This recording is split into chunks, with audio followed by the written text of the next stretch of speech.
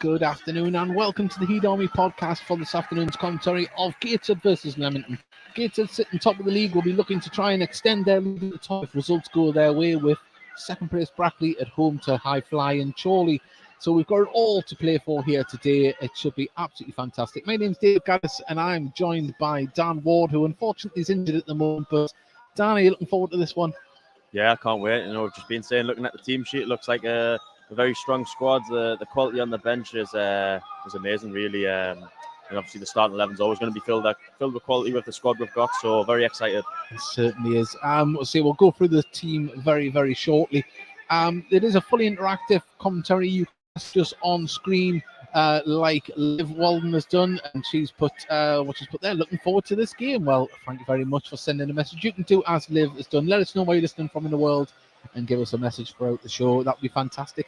And also, while you're at it, if you could subscribe as well, that would be great. Help us reach more people, get the analytics moving in our favour so we can reach more people to talk about Gateshead Football Club. That would be absolutely amazing. And also as well, while you're at it, why not like our Facebook page and our Instagram? And if you do fancy having a look, we've got a new website as well, heedon.com. So go there and you'll be able to listen to games there as well, because we've got a link from this video to there, and we've put up a few articles and the likes of that. So there we go. There's the housekeeping done. But say Dan, Tuesday night went top of the league. Fantastic moment. Shaky, a little bit of a nervous start when Telford tried to spoil the party.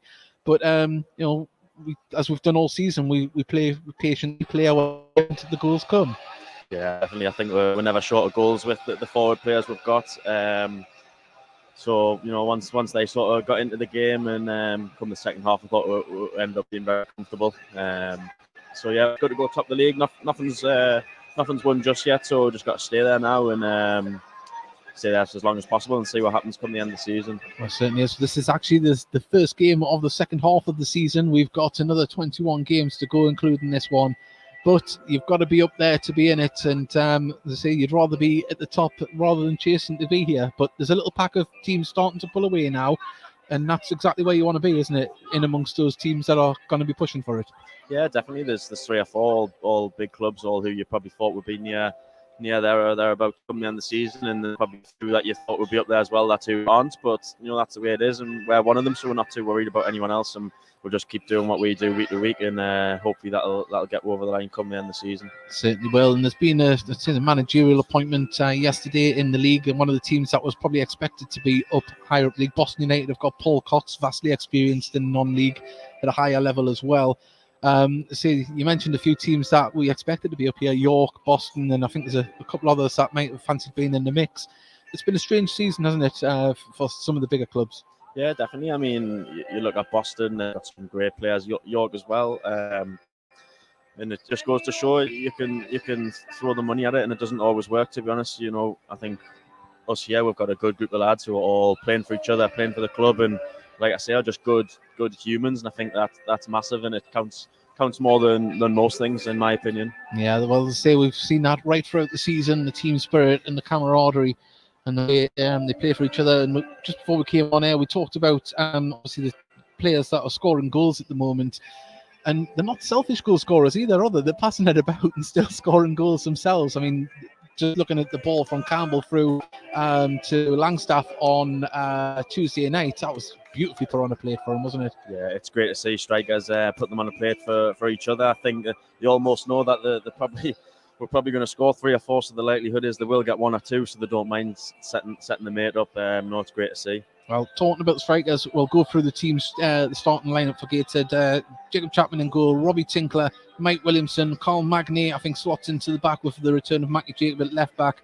Then in midfield, it's Owen Bailey, the birthday boy, Greg Ollie, Taylor Charters, Adam Campbell, Macaulay Langstaff, and Paul Blackett. And on the bench, it is Alex Nicholson, Jack Hunter, Lewis Story, Kedwin Scott, and Danny Greenfield. And we've seen it in recent weeks. There's been a bit of a rotation at the back and in midfield, but we're starting to see a little bit more up the top now, aren't we? Yeah, definitely. I mean, like I said, we've got quality right through the squad. Just looking at the names there. So, Mike said before that there's not like he doesn't believe in a winning team, and there's not 1-11 that'll play all the time. He believes different teams for different games, and it's obviously worked so far this season. So, long may it continue. It certainly has, and obviously we've had the news yesterday that Matty Jacobs' loan has been extended until the end of the season from Hull, which is absolutely fantastic because he made an instant impact when he came in. He came in, I think it was 2 games into the season, and he slotted in straight away, didn't he? He seems to be like the rest of the lads had the same mentality. Yeah, definitely. I think it's massive for a loan player to come in and sort of buy into what's going on here. And same as Chappie. Chappie's done that as well, and they've both been great additions to the team. They've played the lion's share of games, and Matty's been great at left back, and I'm delighted that he's staying because he's a great lad as well. Certainly is, and we've got Taylor Charters as well, who's arrived from Carlisle, and in a couple of games he's played so far, he's saying we talk about versatility as well for the side. Like yourself, you can play in a number of different positions. He was starting in midfield, looked solid, and then had to go out to left back. And well, he looked like a young Gareth Bale the way he was flying down that left wing, didn't he? Yeah, that was the first I'd seen him on Tuesday night, and I was impressed. He was very good. I haven't obviously been in and around the place too much. I've just started coming back into things, so I haven't seen too much of him. But he was very good, and I'm looking forward to seeing him again today. Certainly, and just while you mentioned there, obviously you're not involved today. How's the injury status? Good. Well, obviously not good, but I was on the grass yesterday for the first time and doing a bit of running and what have you. So small steps, not too far away, but at the same time not massively close. So just taking it slowly, and hopefully I'll be back out there soon. Well, one of the big things as well, I mean, we've got Elliot Forbes just sitting across to our right there. It's nice to see not so many players sitting in the stand at the moment and all on the bench. We've had a little run of injuries and knocks and stuff, and I think maybe teams that have come to play us have looked and went, well, they've only got 3 or 4 on the bench. They might fancy the chances, but that's worked that way, has it? No, like you say, this is probably the first time we've had a full bench, and it's full of quality as well. And it's only me and Forbesy in Panny as well, sort of in the gym, in the physio room at the minute, and so it's good that the majority of the lads are fit, and it's nice to see Danny's back. He's had a torrid time this season. I'm delighted for him. He's worked so hard to get back here, and hope he can get out and get some minutes. Yeah, well, we've seen some of the subs come out towards the Gateshead bench. We'll read out the Leamington team. It's Jake Weaver in goal, Dan Meredith, Stephen Morley, Joe Clark, Kyle Morrison, Jack Lane, Dan Turner, Sam Wilden, Kelsey Mooney, Junior English, and Devin Kelly Evans. And on the bench is Dylan Barker, Joe Parker, James Mace, Callum Gittins, and Jack Edwards. And I'm led to believe that the goalkeeper for Leamington got a bad concussion a few weeks ago, and there's been some concerns about him, but he's back in there, and hopefully he doesn't have any lasting effects of that, because it's not what you want to see at all, is it? No, not at all. And if you're just joining us, we are about 5 minutes away from kickoff. We're waiting for the teams to come out. The time we start here is absolutely packed to see this afternoon, and kind of see how many Leamington fans have made the journey up. But respect to all of them that have done. It's a fair journey here up to Tyneside today. And what afternoon we've got on Tyneside. The sun is out, but we're in the shade in the Tyne stand. It's a little bit nippy. It's not too bad, but I think it might get colder as the afternoon goes along. But if you have just joined us, it is fully interactive here on Heat Army Podcast. We'd love you to send us a message. We'll read them out. Let us know where you listen from in the world, any predictions, or if you've got any questions for Dan, I'm sure he'll answer them. And I've been set a question to ask him from someone within the club, so I'll be doing that shortly. Good, yeah. It's nothing bad. But yeah, so if you'd like to do that, please do. And Graham Wood, former chairman and team president, has just sat down in the stand. Lovely to see him looking well and here enjoying a match day. And that is where you should be as well. If you can make it down, if you're just listening and you're a fan that listens from afar, or you're just giving us a go, it's the best place to be is here in the stand on a match day. That is where we want, and the lads really appreciate the support as well, don't they, Dan? Yeah, definitely. It's good when it's punching, and you hear them in full voice, and it definitely helps. It's a cliche, but they are the 12th man. Certainly are. And just in front of us, I cannot see which ball boys, which football team they're from, but they're down there waving the flags. It really adds something down here on a day. All the things that's been put in place this season. We've just had GFC ladies manager walk past us, Simon Johnson there. If you'd like to go down and support the ladies tomorrow, I think they're playing Chesterley Street Amazons. So have a little look on their social media and support the teams there. That would be absolutely fantastic. Well, see, we are just waiting for the teams to come out. I'm going to put you on the spot now and ask you for a prediction. I fancy. I'm optimistic. I'm a glass half full kind of guy. I'm going to go 3-0. Do you want scorers? Go if you want to go for it. Well, I'm going to go. I don't want to upset strikers, so I'm going to go one for the three that are starting, one each. Well, I'm going to go for an Owen Bailey overhead kick on each birthday. and if Jack Hunter comes on, a 40-yard screamer. Yeah, I thought I was optimistic. But yeah, I did challenge Jack to a 40-yard screamer in pre-season when he joined us on the commentary. He promised it, but he's got his first goal a few games ago, but we're waiting for that screamer. It was a nice little finish from Jack, to be fair. Nice, tidy finish. And talking of a 40-yard plus screamers, have you seen the Carl Magne goal? Has he been shown that one much? Oh, have I? Yes, I've. Well, Gateshead are coming out on the pitch in their black and white checkered shirts, black socks, white shorts, we'll get there in the end, Dan. Black shorts, white socks, and Leamington all in royal blue with a little flashy yellow on the sleeves. And this is how Gateshead line up this afternoon. It's Jacob Chapman in goal, Robbie Tinkler, Mike Williamson, Carl Magne, Matty Jacob, Owen Bailey, Greg Ollie, Taylor Charters, Adam Campbell, Macaulay Langstaff, and Paul Blackett. On the bench, it's Alex Nicholson, Jack Hunter, Lewis Story, Kedwin Scott, and Danny Greenfield. And I'm just having a little look here. It does look as though the names and numbers do correspond for the away team. They don't for the home team, but it's all right. We know who's who sometimes anyway. Did Owen Bailey, was he really knocked at the time when I give you the assist in the commentary? He was, yeah, he wasn't happy at all. I was happy though. Yeah, it was a lovely ball from you. Well, so we're moments from kick-off here. The fans behind us are in fantastic voice, and we hope that you are going to enjoy this as well. You won't miss a kick, and as I said before, fully interactive. And why not subscribe while you're sitting there as well? And if you listen to us on the move, let us know what you're doing. But I'm sure you'd much rather be here this afternoon. Well, Mike in the starting lineup again. I say we mentioned just in the build-up before the players come out that the rotation has been used to good effect this season, and with the size of the squad, it's not the biggest, but the versatility is there. And say the credit to the coaching staff, they've timed it nicely, haven't they? Yeah, definitely. I'm looking forward to seeing Mags at centre half. He was left back on Tuesday night, and I just think the quality he's got and sort of bringing it out from the back and playing passes into the forward men. Hopefully we can see that today. Yeah, well, BFG's been a little bit cheeky. He said subtitles, please. I don't know if that's for me or for you, but we'll take it as a joint insult. Thank you very much for your message. Be like BFG, and well, don't be like him. Send a message and just be nice. And it looks like Gateshead are going to be kicking off here. They've won the coin toss. We're going to be shooting from right to left. They're shooting towards the River Tyne. And Leamington are going to be shooting towards the Felon end. Are we allowed to be biased, David? Or well, yeah. I mean, we're trying not to be. If there's any Leamington fans listening, we'll call it as we see it. But, if we get excited when Gateshead score, do forgive us. Go on, the boys. Well, message Carl Magne's sister to see if she was listening today. She's fitting well back here today, so that's great to see. And see Carl on the ball now, just passes it across to Mike Williamson.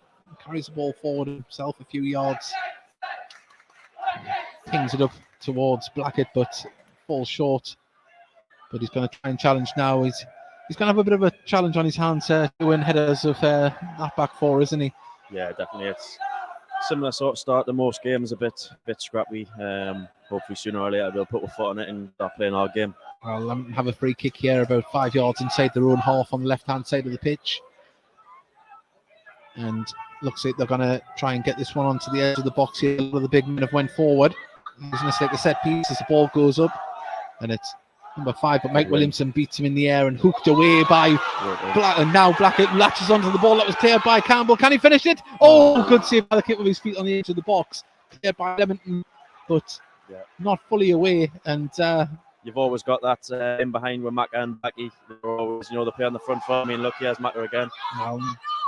Langstaff on the far side. Can he cross it in? He can. Keeper gets it at the near post. And, well, we said it was a little bit scrappy before the free kick there, but the break was decisive. And good work from the goalkeeper there. He came out and quickly closed down. He had to, because if he had to give Paul Blackett any space, he would have got a shot away. Yeah, you don't need to give him too many invitations. Like I said, Mackie will be Blackett and Macca will be looking getting behind a lot this afternoon. Well, Matty Jacobs tries to clear the ball. Now it's been put over the top, but Magny is there to head it clear. Only as far as the Leamington player, but now Gateshead. Oh, well, absolutely blasted into the chest of Greg Ollie there from Macaulay Langstaff. I think it's took the wind out of him, but he's still on his feet just. But the ball's with Leamington on the far side. It's crossed in by Morley, and it appeals for a foul there. Cleared by Gateshead, only as far as the edge of the area.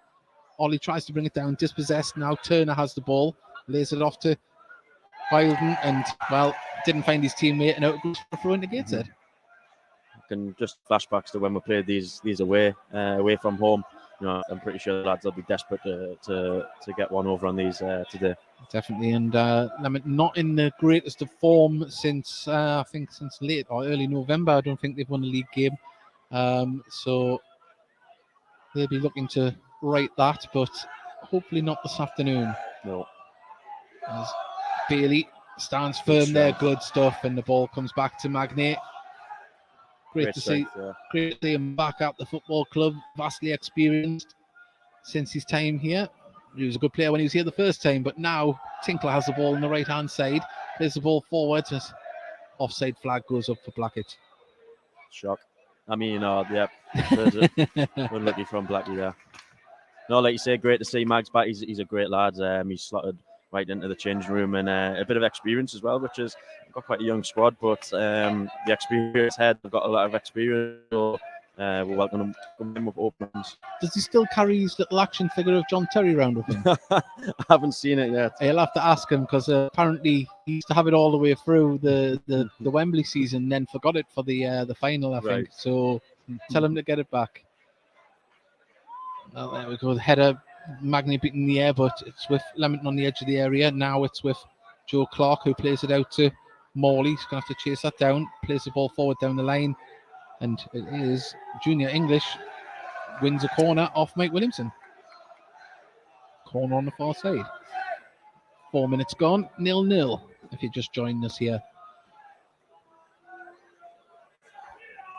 It's going to be Kelly Evans on the far side, who's going to be taking this corner. So it comes in towards the near post and headed clear by Gateshead. Can they get the second ball? As it's nodded all the way back to the last Leamington player inside the Gateshead half. It's hooked forward again.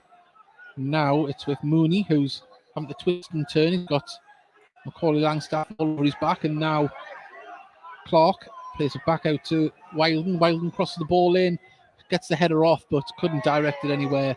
And it's a goal kick to Gateshead. And Leamington showing that they can try and exploit the flanks as well. Yeah, I think we're going to have to defend our box today, like you just said.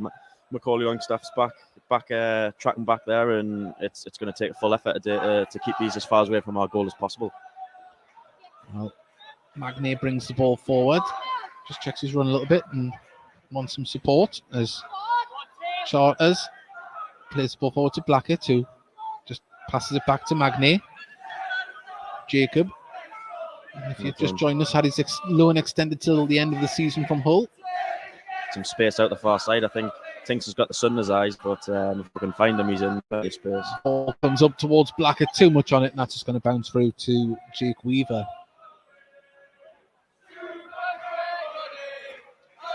Yeah, I think we just got to be patient. I think a lot of teams are going to come and set up. They'll be hard to break down, especially with the way we score goals. So we just got to be patient, move them about, and find the opening when it comes. Well, credit to Telford. In the first 20 minutes, they had 2 banks of 4. That was very difficult to break down.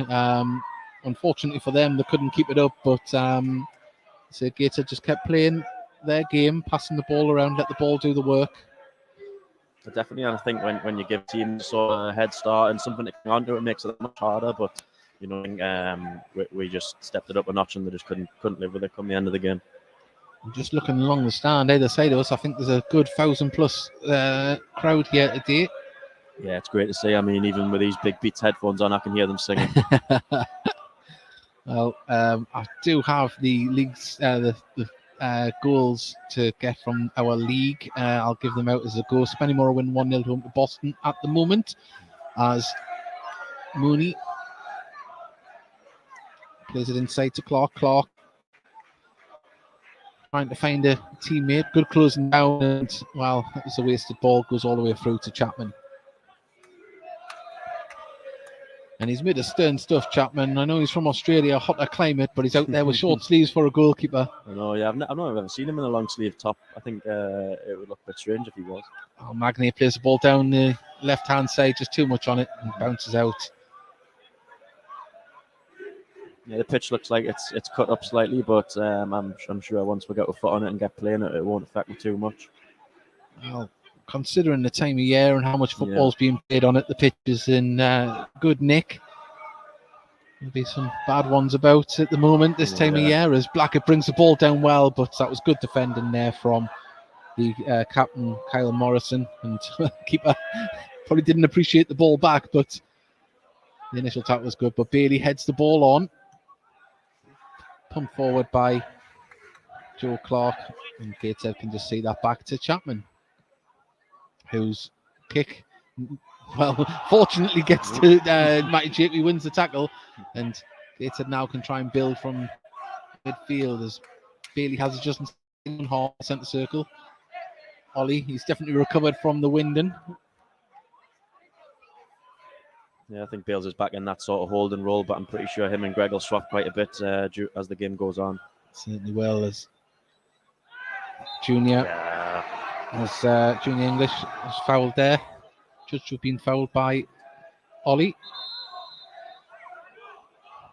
I think Ollie's going to get a little talking to here. He tried to stop the quick free kick. Yeah, I think teams obviously always look to do this sort of, it breaks the game up for them. It stops us getting into a rhythm. Little fouls, little niggling free kicks that can take a while to sort of slow the game down. Well, we've seen a few goalkeepers as well. I've tried to slow the game down as well when we're in good possession. It all swings and roundabouts, I think. Yeah. Well, every game has its ebbs and flows, and Gateshead are a very patient side. They'll let the ball do the work and try and pull players out of position to exploit them holes. As headed clear, but it falls to Clark, who pumps the ball at the edge of the box, and it's headed again by Gateshead, but falls to Morrison, Oh, that was a dangerous cross. Gateshead manages to get it clear now as Tinkler receives the ball on the right-hand side, pumps the ball up towards Blackett, who brings the ball down well, but he managed to pick up the loose ball as well. There's a quick ball's being played for Campbell onto. Nice from Meredith, and cleared by Leamington there. And we've got a couple of messages from some Leamington fans. Come on, new breaks. And another one saying what he said. So there we go. Thank you very much for tuning in. As Mike Williamson, player manager, brings the ball forward in the sunshine on the far side of the pitch. Michael's dropping deep to pick up the ball there. Like to see him a bit further up, where he's more dangerous. Certainly is, but it looks like Charter's picked up that empty space that he had left. Yeah. Gateshead happy to pass it around the back as Magny passes it over to Williamson, who crosses the halfway line. Well, I thought that was going to go straight out there, but Ollie knew what he was doing. He headed it towards Tinkler. And, well, Gateshead kept the ball just in as Ollie couldn't quite direct that anywhere. Tinkler nods it infield. Taylor Charters went a little bit scrappy at the moment. And the ball has eventually went out for a throw into Leamington just inside their own half.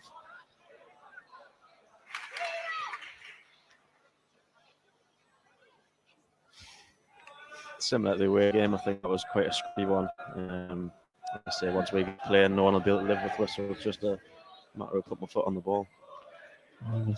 Try and see Gateshead try and get the ball further forward as the ball goes over the top for Black to try and run it, but the loose ball dropped to Campbell. Lovely ball through. Offside flag goes up. That was tight. Yeah, it did look tight from where we're sitting. Looked like hit him in the back of the head. Did think Meredith had played him on there, number 2.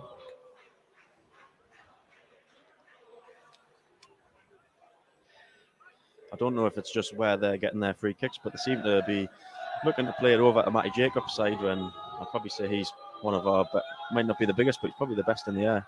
Yeah, he does seem to get a good spring. We've got a question here from Nick Warwick. He's put English start playing with 2 front. It does look that way. Although having said that, Dan Turner's playing quite high up as well. Just when they go forward, does look like there's a front 3 there. Yeah. But I think when they don't have the ball, they sort of drop back. But certainly with the ball, does seem to be Mooney up there by himself when they're in defensive mode. The ball goes through and took a slight deflection there, out for a throw into Gateshead as Jacob has the ball in his hands, level with the corner of the box. Finds Taylor Charters, who's on loan from Carlisle. The referee says no foul, but Gateshead still in possession as Owen Bailey looks to play to Mike Williamson. And he's going to carry the ball for himself. Plays the ball through to Ollie. Ollie trying to dance past a few players. He's still got the ball. Now Tinkler, can he cross one in? Quickly closed down. Now Taylor Charters pumps the ball over the top. Unfortunately, nobody on that side of the box and bounces out without a challenge for a goal kick. Nice to see winning around the box, just probing. Just got to keep recycling the ball, come out the other side, and wait for something to open up, because it will. Definitely. So wait for Jake Weaver to retrieve the ball. If you started already, David. Yeah, taking his time. If you're a Leamington fan, you haven't been to Gateshead International Stadium before, the name kind of suggests there's a running track here, and a fair bit of grass behind the goal. And if goalkeepers do want to exploit the clock, they can do it as he falls as he kicks the ball, but still a pretty good kick. Nodded through to Jacob Chapman in the Gateshead goal, who's in dashing pink, I think we've referred to it this season. Magny has lots of space to carry the ball forward. Leamington sitting very deep, not closing Gateshead down. Happy to have possession at the back and build. As Ollie drops a little bit deeper to receive the ball back to Mike Williamson. Across the field to his defensive partner in Magny, who can carry the ball forward 20 yards. Charters back to Magny. Magny puts a ball for Blackett to try and run down into the channel and clear it out for a throw in near the corner flag. Yeah, I think what you'll definitely get with those front 3 is they'll chase pigeons. No ball's going to just run out of play without an effort from one of them. Bailey's in space here. He's going to dispossessed by Mooney there. Nice recovering tackle. Oh, well. The referee judge thought it was a foul. It's always the risk when you come in slightly from behind, even if you win the ball. Yeah.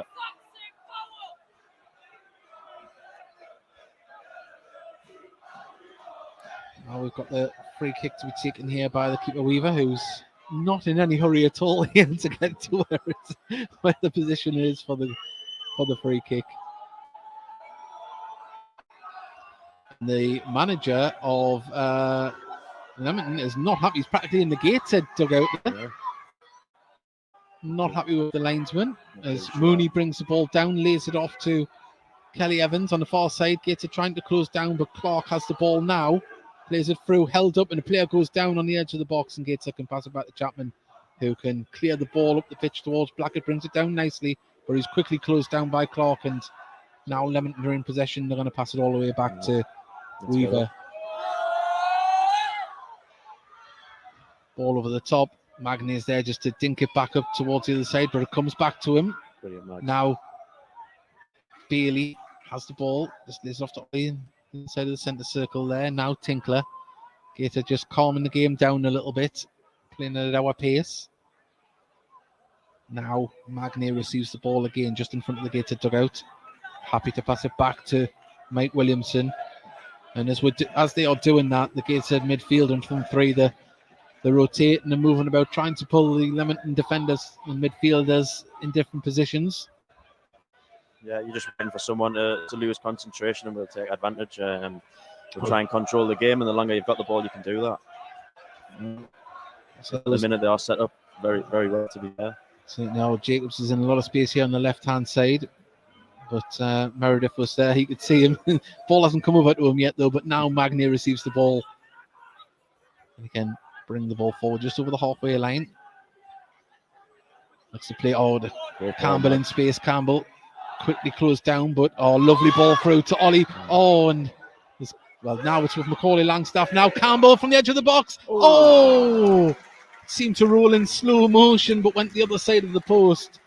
And scrappy again, but Gateshead still managed to carve a chance out. Yeah, some really good sort of disguised passes in around the box there. And Adam managed to get a shot off, but it just dragged wide of the post.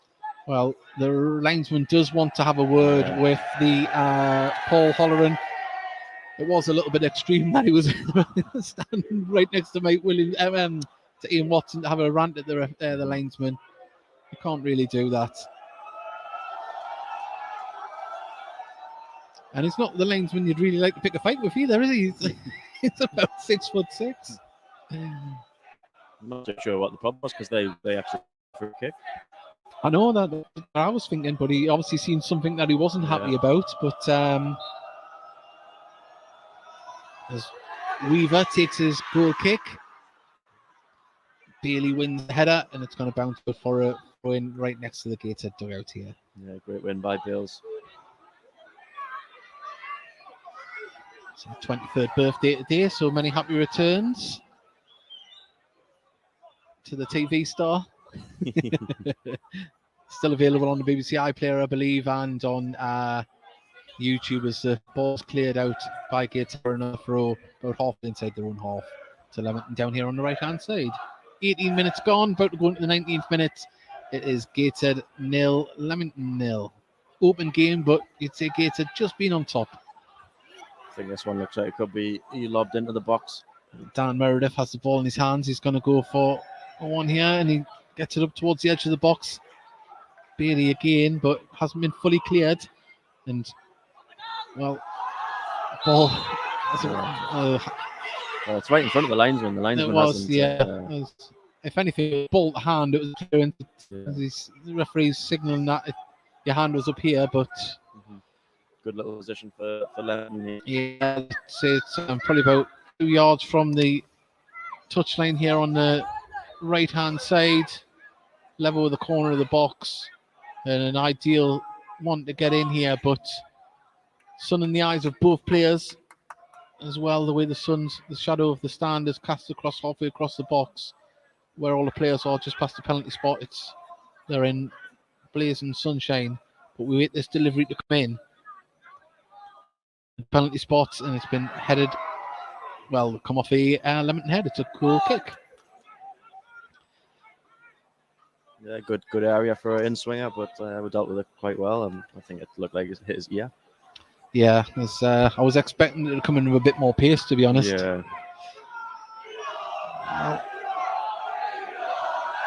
Two oldest players on the pitch at the back there. Yeah, wealth of experience. Yeah, Carl Magnier, was his birthday yesterday as well.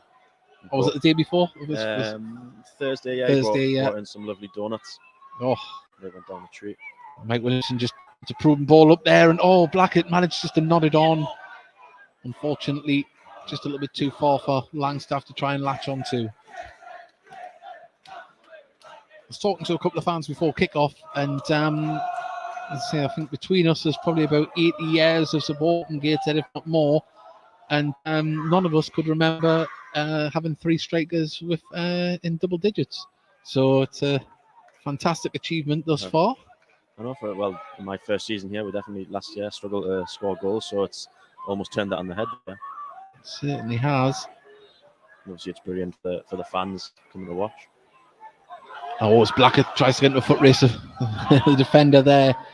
Jake Lane was just in front of him to clear that one, but you always think you've got a chance when Macaulay and Blackett are going to run down a ball like that, and the poor ball that Campbell just nods down Charters.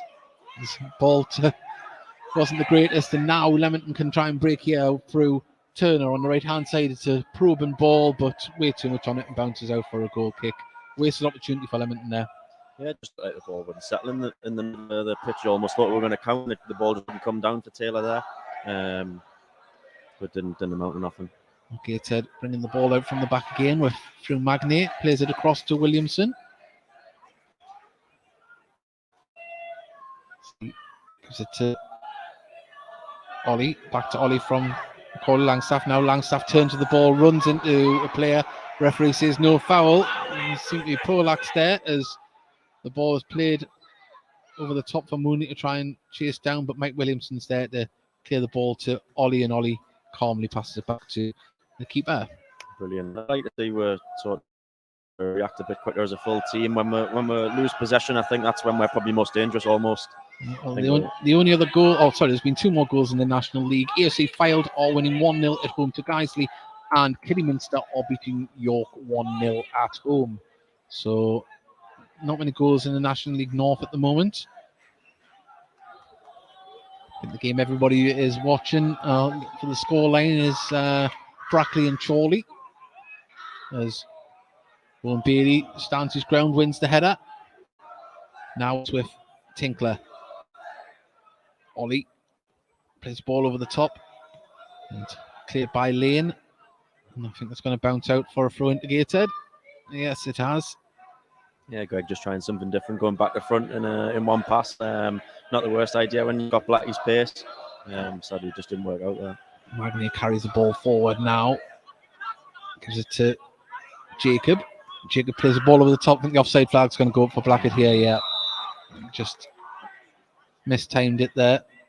Yeah. If anyone is checking the team sheet today, correction on the numbers, it's 32 Carl Magnay, 24 Matty Jacob, 20 Owen Bailey, 10 Greg Ollie, 25 Taylor Charles. It might have been easier just to say read the back of the shirt, and then you have to go right through the team sheet there.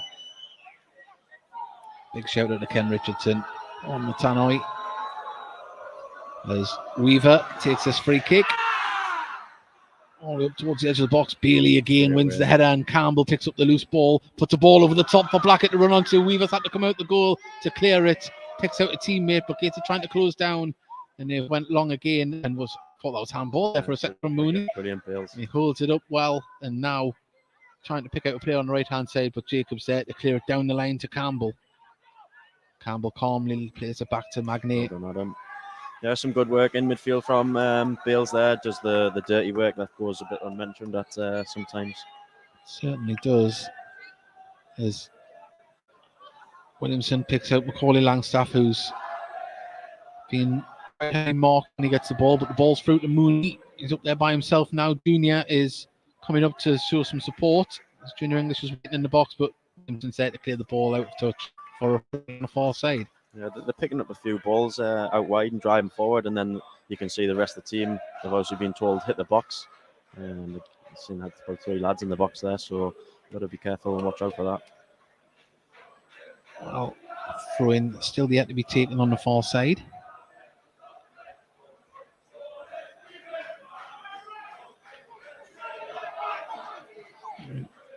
Now the ball comes into the box as Bailey wins another header, but out it goes for a corner. And he puts that big head to use. You said that, not me. You were thinking it. We'll wait for this corner to come in here. It's a probing one, and had to be headed clear by Gateshead. And Macaulay Langstaff was going to chase it down, but out it goes for a throw into Leamington near the corner flag on the right-hand side of the pitch. Great ball right into the middle of the box. The lad at the back post just sort of peeled off and came centrally, but Mag's just beat him in the air. So the hardest ones to defend when they're coming with pace and accuracy like that. And Meredith is trying ball down, not that it's that wet, but he's going to go for a long throw here. Hits a Gateshead man, cleared. Not cleared fully though. Now as English gets a shot off. Great save by the feet from Chapman. Brilliant. And cleared by Gateshead. And it's another throw into Leamington, who are having a good spell of pressure here. definitely a great save by Chapley there. He got his right foot to it and just hooked it clear. Meredith with another one. And that comes off. I thought that came off English there. It's another corner.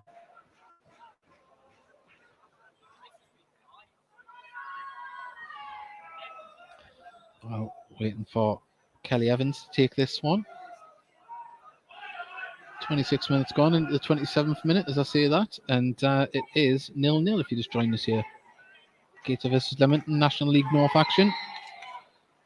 And the referee spotted some pushing here in the tussling between striker, I think. Yeah, it's Mooney and Tinkler, and I think the goalkeeper as well. I was watching the ball. I didn't see what happened in the goal off there. I think just general what happens in the box. A bit of gamesmanship as the ball comes in towards the far post header. Well, he didn't guide it anywhere towards the goal mouth, and Gator can clear through ring staff and deflect backwards for a goal kick.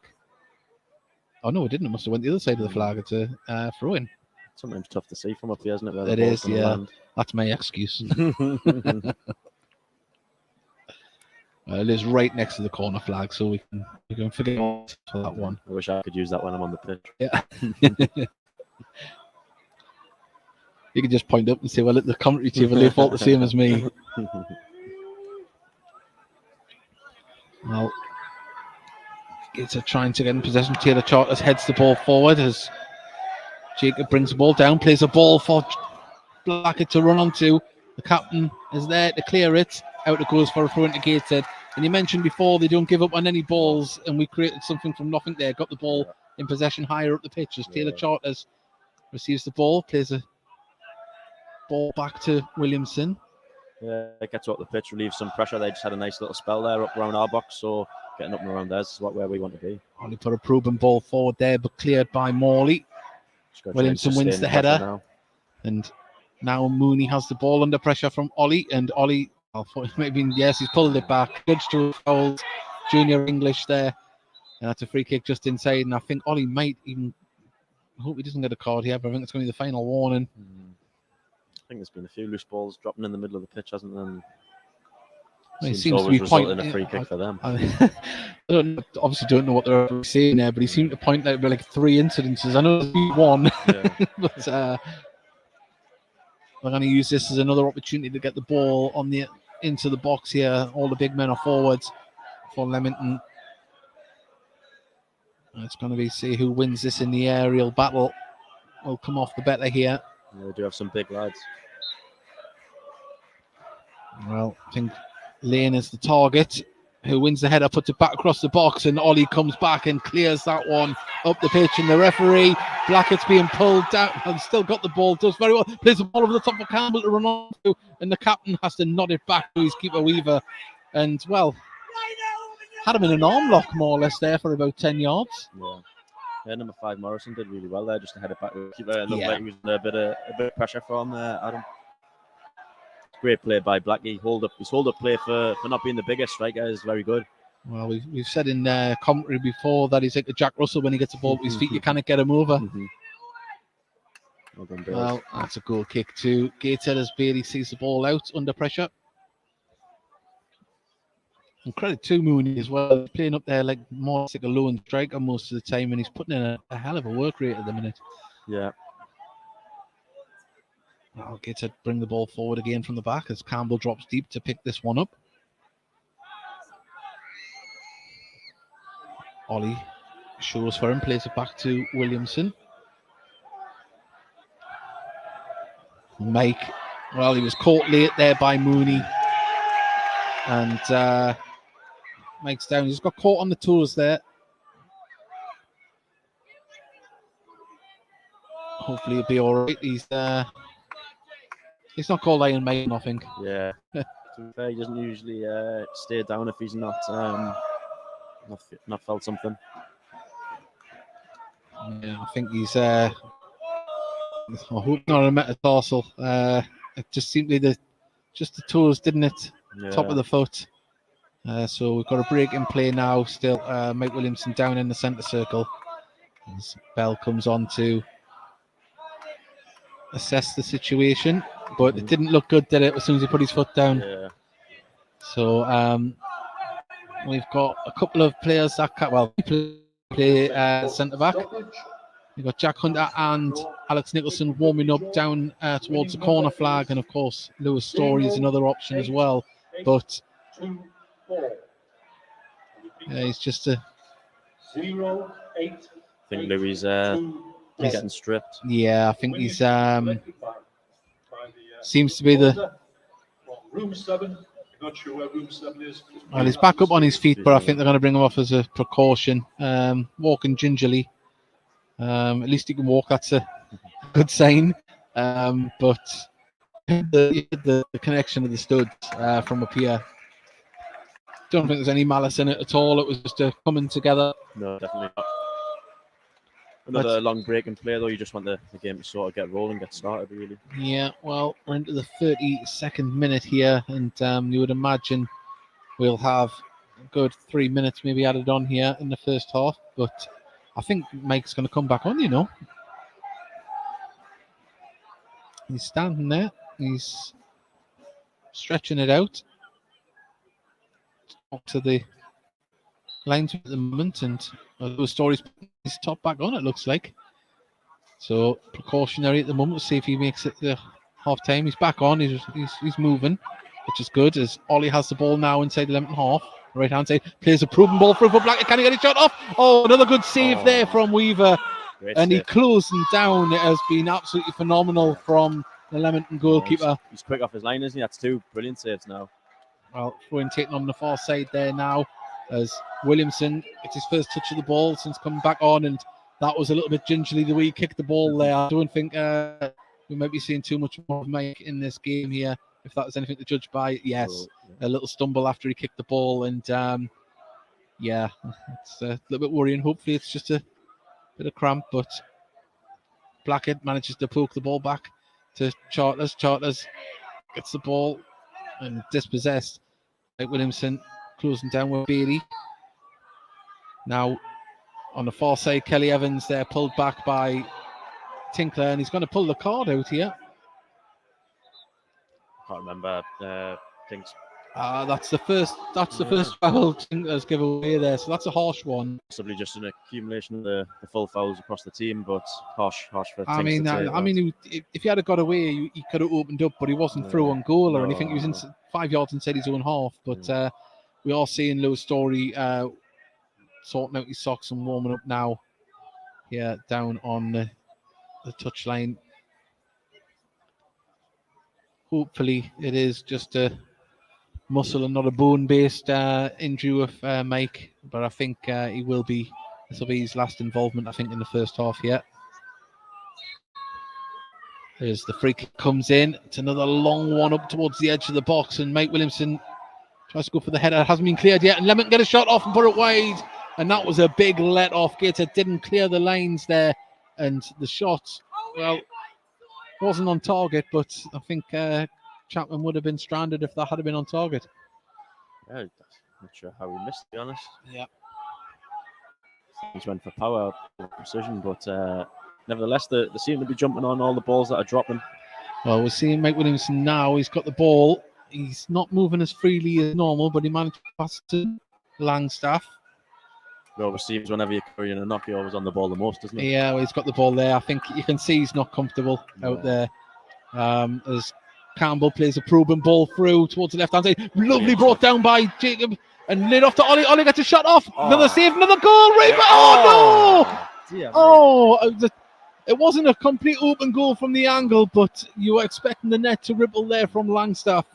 Another great save from their keeper off Greg's shot. It's felt the marker there. I'm surprised. I think maybe he came at him slightly quick, but it's definitely his territory in and around the 6-yard box. Well, the goalkeeper wouldn't take the ball from the ball boy. He's been warned by the referee there. Well,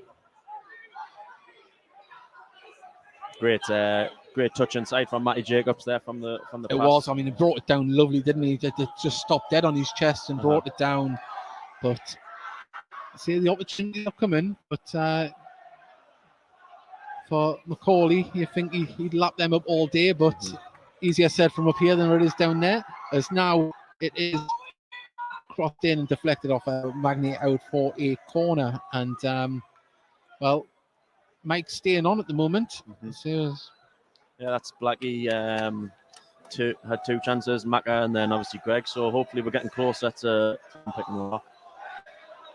well, we've got a few tweets that have come in. Let's have a little look. But we're waiting for this corner to come in here from Kelly Evans as it's towards the back post, and the head is, well, was won by the captain, Morrison, but couldn't get towards the. Oh, there we go. It's time to look at some of these messages. We've got a quick break and play. Well, games is back underway here. Now,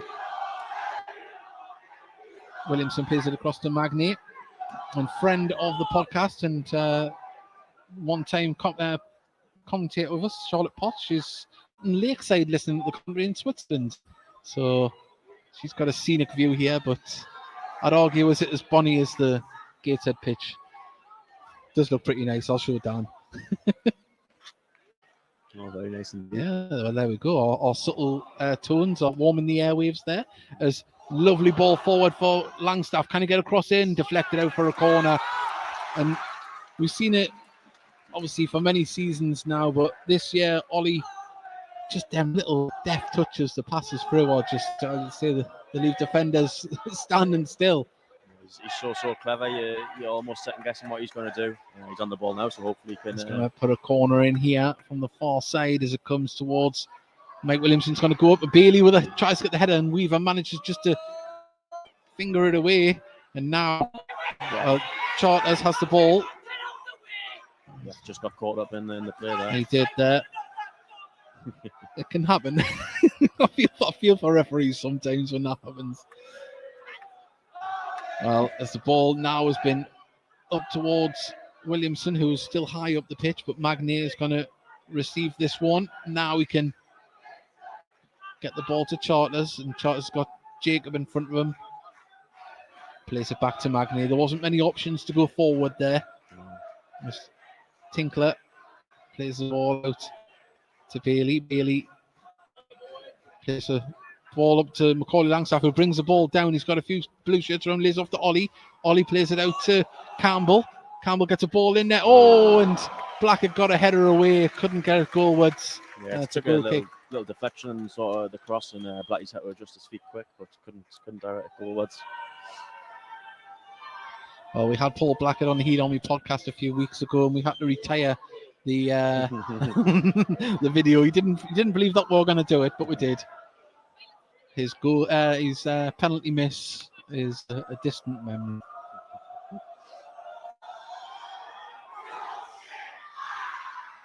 The home fans appreciate the away goalkeeper. Headed forward by Bailey, managed to get the ball back. Now Campbell has it. Plays the ball over the top for Blackett to chase down Morrison. Has to play it back to Weaver, and Weaver clears the ball up. Only as far as Chapman. Weaver and Captain Morrison heads it out.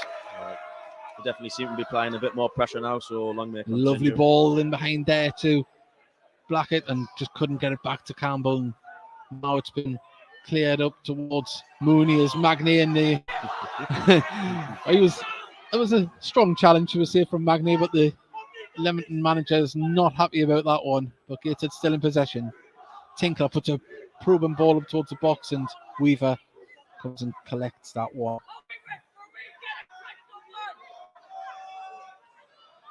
Well, Weaver intelligently just slowing it down after a bit of good play from Gateshead. Mooney tries to bring the ball down and get clear up the pitch, but goes all the way through to Weaver. Well, we are into the 41st minute now, and let's see, I'd imagine there might be 2 minutes added on here as Weaver slips when he kicks that one there. But the ball is going to fall to Langstaff. on the far side, crosses the halfway line. He's got Ollie in front of him, but passes the ball back to Tinkler. Tinkler looks up. He's quickly closed down there. The angles of whatever he had on. Has to give it to Williamson now with Campbell. Campbell finds a pocket to run into. Lays it off to Bailey. Finds Ollie. Love ball through to Macaulay Langstaff. Gets a shot up. Great save again. And Blackett. Another. It's in. It's went into the back of the net. I think Campbell might have got the final touch there. It's 1-0 to Gateshead here. 42 minutes gone. And, well, it's been a tight game so far, but Gateshead have got themselves in front. Yeah, I'm not too sure who's going to claim that one. I think it looks like Adam's going to claim it. Yeah, I think it bounced back onto him from the goalkeeper, didn't it, and into the back of the net. I think Blackett went over to congratulate him, so I think it is Campbell's goal. Yeah, it wouldn't be like Blackett to give a goal away. No, and well, you don't mind how they come, and Gateshead have got themselves in front here. Fantastic, a great ball from Greg Ollie. He almost played it without looking. Adam Campbell's picked up the ball in the field, and he started the move and he's finished it. It was great to see. So there's the small goals around. Hereford are winning 1-0 away to Farsley, and Fylde are now 2-1 up at home to Guiseley, and Spennymoor 1-0 up at home to Boston, and Kidderminster 1-0 up at home to York City. Yeah, it was nice to see a little injection of pace there, and it obviously, they paid the price. And nice to see Campbell get on the score sheet, because the other night he was phenomenal. Some of the balls he put through and his work rate. For a striker, he's selfless. He's a great team player, and I think that probably hinders his goal scoring tally sometimes. He does so much work for the team that goes unnoticed. Like a lot of the players, that's the sort of group we are. Nice bit of footwork from Williamson, who seems to have recovered from his knock, as Ollie lays it off to Tinkler. Back to Williamson. There's a little bit more closing down from Leamington there when Gates had the ball forward, but they've dropped deep again.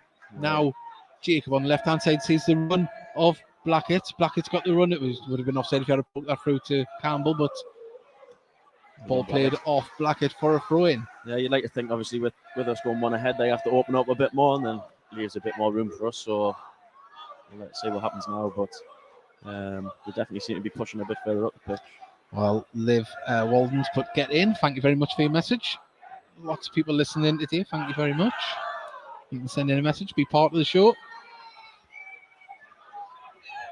At half-time, we have a highlight from Thursday night's game where we spoke to Ross Black from the Gateshead Foundation. So we're playing that at half-time. And if you haven't seen the Heat Army podcast before, it shows you what it's all about. We also had Jack McGragan on as well, talking about fantastic cinematography. Is that the way we should say it? Cinema photography, because his work that he's been putting out is absolutely phenomenal at the minute, making you boys look beautiful. Yeah, Jack's brilliant. He's really good at what he does. Campbell with ball up towards Macaulay Langstaff. Lane was there, but it falls to Ollie, gets it to Blackett. Blackett turns.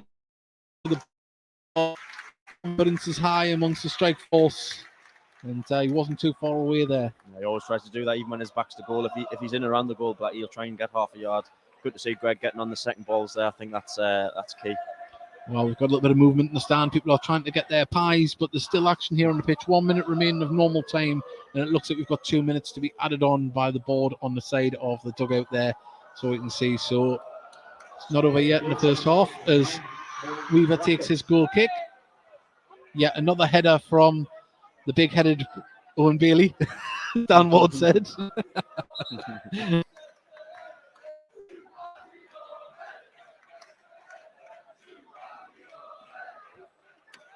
Of course, it's so important, playing against teams like that who are a bit more direct. It's deceiving as well because he's not the biggest lad on the pitch, but a bit like Jacob, he can hang in the air and he times it to perfection. Yeah. Of course, it was his mum's birthday through the week, and Mickey on the podcast noted that our glass looked more like a fishbowl in the photo.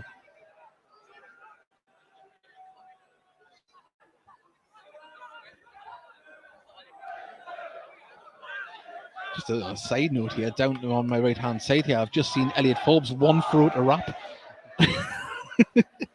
He must have been hungry. Tinkler plays the ball to Williamson, who doesn't seem to have any effects, but his ball's... Oh, that was very close there. I thought that was a lovely timed ball through to Greg Ollie on the shoulder of the defender, but the flag went up.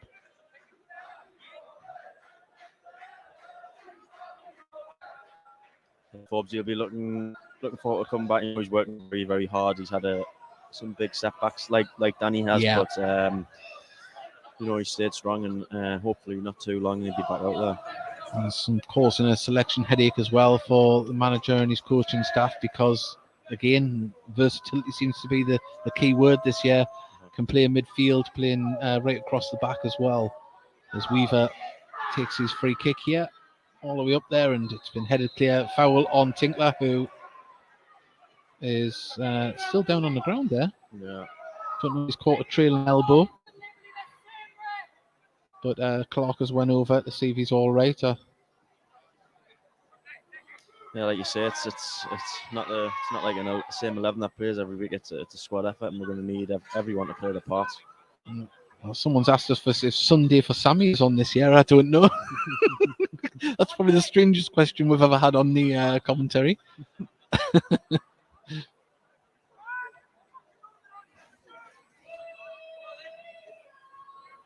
Yeah, I think Mike might have just got a foot that was stinging for a while there after that collision earlier on. Also a little bit worrying at first, because it did seem that he couldn't put any weight on it initially. But we're into the dying moments now. We're in injury time of the first half. Gateshead 1, Leamington 0. If you are just joining us, goal through Campbell. A little bit fortunate, but they all count. But it was a good team effort, and that is the half-time whistle. It's been a fantastic performance so far. It's been workmanlike at times. Leamington have played their part, but Gateshead are 1-0 in front. And at this stage of the season, if you're top of the league, you don't mind how the goals come. No, definitely. Good to go into the break with 1-up. Hopefully we'll come out second half and just increase that advantage. Yeah. Well, as I say, you can give you an opportunity to go and get a drink, and say, get yourself ready for the second half. I'm going to play out an interview with Ross Black from the Gateshead FC Foundation. This was from Thursday's show on the Heed Army podcast. If you'd like to come on or say watch it next week and interact with us, we're live on Thursdays on YouTube and on Facebook, and follow us on all social media. And this was our chat with Ross Black.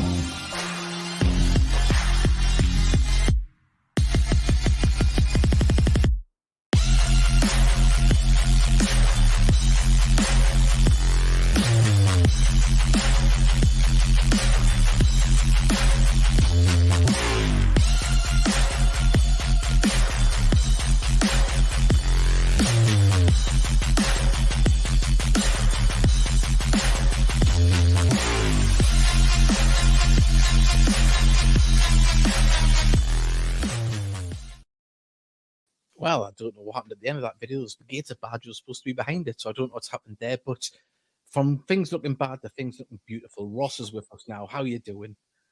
Hi lads, you all right? I'm doing well. Well. Not better now, Ross? Oh, a lot better, thank you. Good. So we had the lads on from Inspired and the team last week, and things are, looking very positive from the foundation. Another string to the bow with the club with that team being introduced.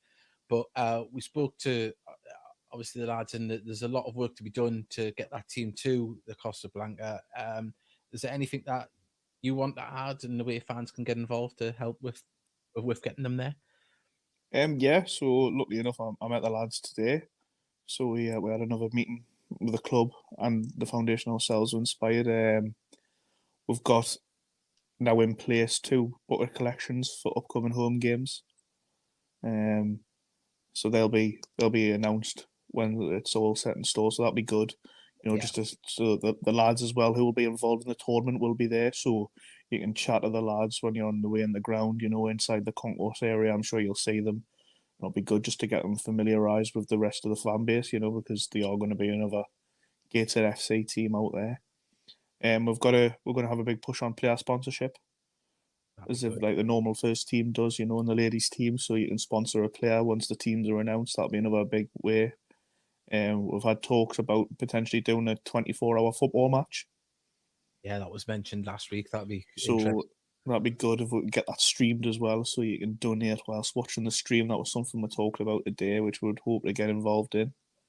And from a foundation point of view, you know, we're all going to be doing. It's not just a one-off thing. We're hoping to take this further so that we can compete under the Gateshead FC banner in Britain, in leagues, in competitions with fellow disability teams up and down the country. And you know, I feel like this is just the start of things to come, hopefully. To say that I'll just say this and then make it just say it's another string to the bow. We would say how far we've come in such a short space of time since we all know what happened.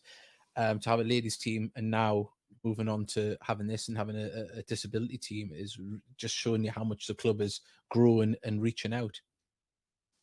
100%. You know, like I say, we'll get on the other stuff with the foundation as well after we speak about Inspired, but it's great that they felt comfortable to come on board with the foundation and the club. We're building relationships there that are going to take the club to the next level. And I think also we're learning as a club that we are a hub of the community.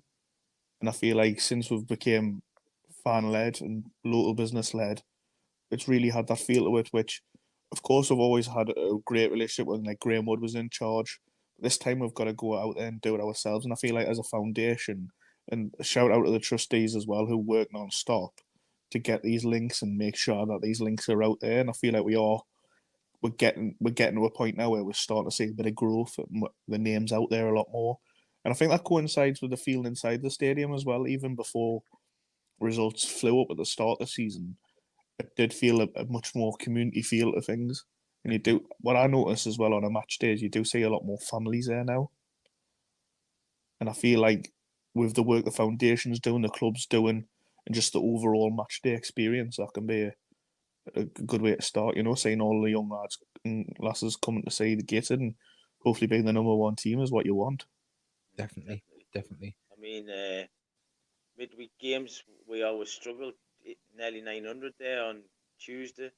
I think the previous Tuesday we had a game was something similar, and getting over 1,000 on a Saturday. So things are starting to go up, and that's got to have something to do with the community-based theme in the club. It's got to have, in my opinion, it does anyway. Yeah, I think it works hand in hand. I think if you're inside the community as well and enjoying the football club, then it comes to a point where you want supporters there that aren't going to come just when we're doing well. Because at the moment, we've got to capitalise on the good performances we are doing, but we've also got to build a platform where the services we're doing in the community is then reflected in fans being brought on. So that would be one for the future. I mean, obviously, when the foundation, got put in place, it coincided with the pandemic starting, and it was kind of I'm not going to say baptism of fire, but the foundation was maybe drawn into things that it didn't think it was going to be drawn into. And, I know it wasn't done for a PR side, but it goes a long way when, people on social media was seeing Ben Clark, the Gateshead tops out there, people doing things in the club being seen to be active in helping the community when it wasn't about the football, it was about the community and everyone around here, and to make sure everyone was all right. And also on a mental health front as well, with the phone number that was out there. There was so many strings to that bow that were tied up straight away and were put into action that maybe you would think could probably take a little while. I think it put the foundation in a light that maybe elevated it a little bit quicker than what it would have just, reaching out initially. It got knee deep into the community right at the beginning. Yeah, 100%. Like even just before the pandemic, we were lucky enough to get links with the Gateshead Food Bank. And before one of the home games, we had a big, massive food collection. And I don't think we knew how big it was going to take off and how well the fan base would respond. And the Gateshead Foundation would, the food bank, were over the moon with how much food was brought in by the fan base. They said it was huge. Yeah. And that's one thing we are still going to do. We had 3 dates slotted in, and due to COVID and the FA Cup and that, we haven't managed to get that done yet. But that's definitely one thing we're going to be doing upcoming. And there's a few things, like Ben and doing such a good job, and the other coaches are on board. We're now in 6 schools in the Gateshead area. That's fantastic. I know that was always a big thing ever since I've been a Gateshead fan. The club wanting to get into schools, and whether it was a case of getting it done or not having the resources to get it done, having it now in place is just, as I say, we keep saying it. There's so many positives at the moment, and but it all goes down to the hard work of the people behind the foundation. People like yourself and you see the trustees. Yeah, the whole trustees, I list them all off, but they probably wouldn't want a thing, but the work they do, behind the scenes, they put in the hard yards, the tender meetings, they apply for grants, they get things done. Like I say, the walking football sessions, they've been very successful. We've got 4 on now in the area. We're not selling out. Every time you look, they're full. Yeah, they're very busy. And the good thing is for me is we're getting different people in of all ages for the open ones, and then the select ones, we're getting people who are coming in for the first time maybe, and they're feeling comfortable. And the good thing for me was I seen 2 people who were seeing the walking football then in the crowd. You know what I mean? And it's something that you hadn't. It's all about one community and one big fan base, and that's what, getting people out there, getting healthy, having exercise, walking football. And I know it's just walking. It sounds silly, but when you do it, it's tough. It's not easy. Yeah. You don't have to your first touch is as bad as mine. But yeah, the Junior Heed Club as well, you'll notice that's on again this Saturday, so for any young kids who are massive Gateshead fans, or even if they're not, they just want to play football, they get a good coaching session with Ben, I've seen him work, he's brilliant at what he does, and that's on every Saturday, you can just go on our website, the Gateshead Foundation website, and you can register there and get that done before match day on a Saturday, so the kids can go have a training session with Ben, and then hopefully come watch the lads at 3 o'clock, And when I was a kid, we went. I just turned up the matches, and I had that on top. It'd be brilliant, and I feel like that would be for the young Heat Army coming through. That would be perfect. It is. It's as I say, you mentioned that the club's planting seeds, and we're starting to see things flourish from that, and that's someone might be watching now and going, well, it was only 2 people come along, but if you're doing that each month, each year, it keeps building up, and as I say,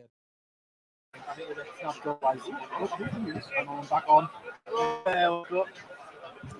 Well, there we go. That was some of the show from Thursday night, and we'd love you to join us this Thursday night. We haven't got the guests lined up just yet, but we will get some. Don't worry. And we'd love you to message in as well for the show. And we've got a message here from BFG, and good commentary, Caps. Thank you very much. Another one from Breaks Video. Fair commentary for you. Fair commentary so far, guys. Well, we do try. We're not too biased. Of course, we are a Gator commentary, but we call the game as we see it, and we appreciate the messages in. Thank you very much. I say we don't know if there's going to be any changes yet. Can't see any. Well, Lewis Story is in the dressing room at the moment because obviously part of the coaching staff.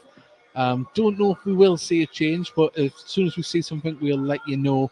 But Dan Ward's back with me now, and Dan, Mike was moving about a lot better, wasn't he? About 5-10 minutes after the collision.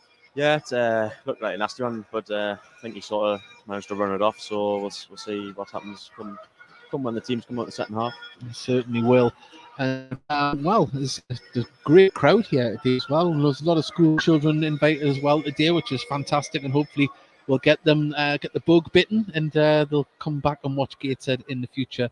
And as I say, also, if you do fancy a bit of football tomorrow, Gateshead FC ladies are playing against Chesterley Street Amazons. So, and I think there might be 1 or 2 new players in the lineup as well. So if you fancy going down there, follow them on GFC Ladies on Twitter, and you'll get all the information about what time the game is and where it is at. I believe it might be on the 3G pitches behind Gateshead Stadium tomorrow, so that should be really good. And also, well, I say we've got the next home game, I believe, is I think it's the 8th against Blythe. I'll double check that, but we've got Blythe Spartans at home, the rearranged fixture, the one where we want to get a little bit of revenge on that one, don't we, Dan? Yeah, I want to say we play Filed and then Drive, is it? It might be, yeah. As I Fifth- say, fifth file. the games are going to start to come a little bit thick and fast at the moment. There's been a few rearranged ones and things like that. But it's all league fixtures for Gateshead. We don't have any cup competitions left this year. But while I've got Dan here, I'll talk about the Charlton game. What a night that was. And I say I'm very unlucky not to get on the score.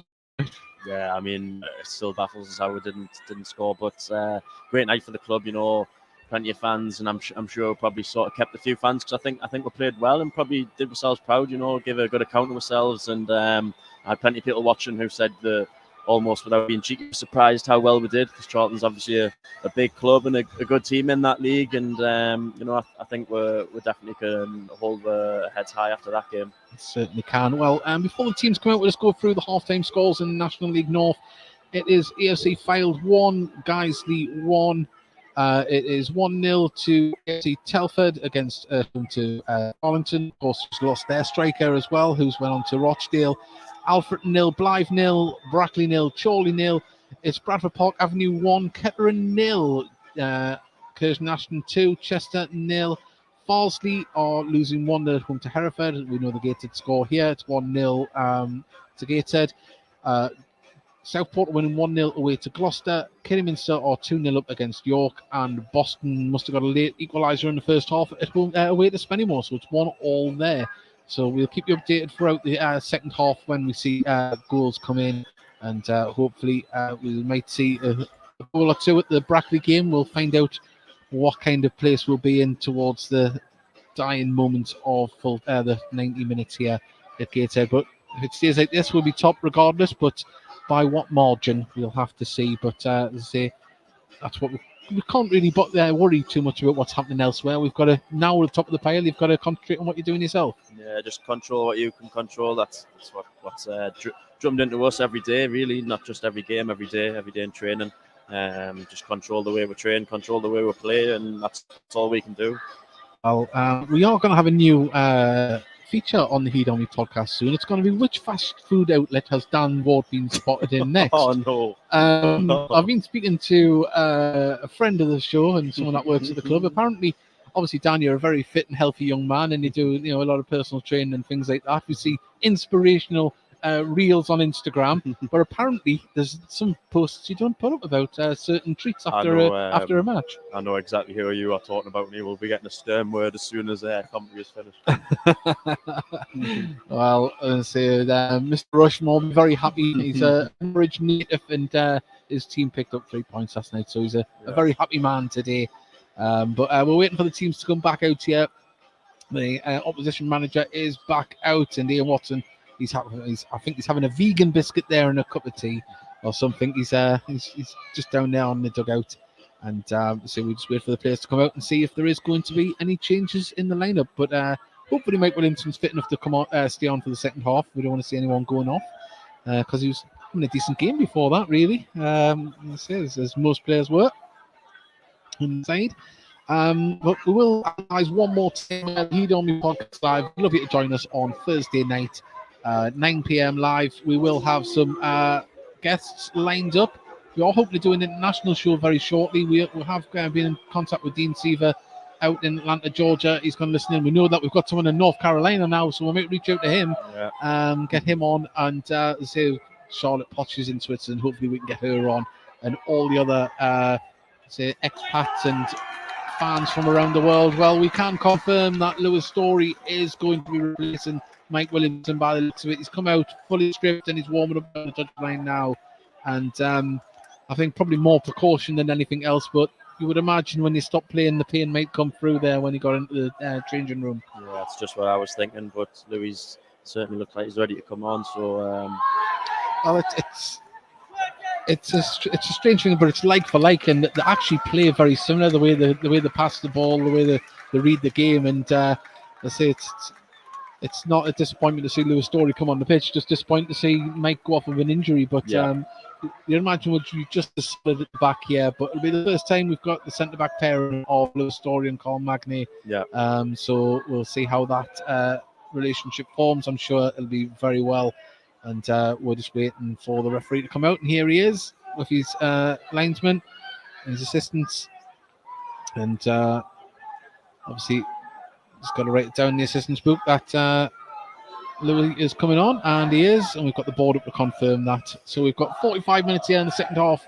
You won't miss a kick of us. Please do message in. Let us know where you're listening from in the world. Any score predictions or any thoughts.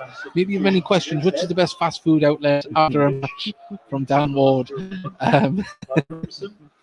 What I will say is everything in moderation, including moderation. Well, if you've had a win on the road, Exactly. if you're going to have a treat. In my defence, that was after the Altrincham game, so.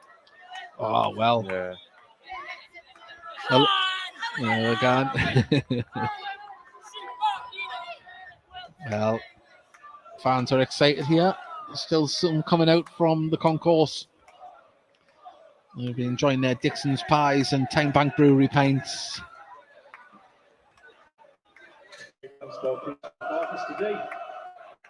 Well, Mike is out. He's back into a tracksuit there, standing.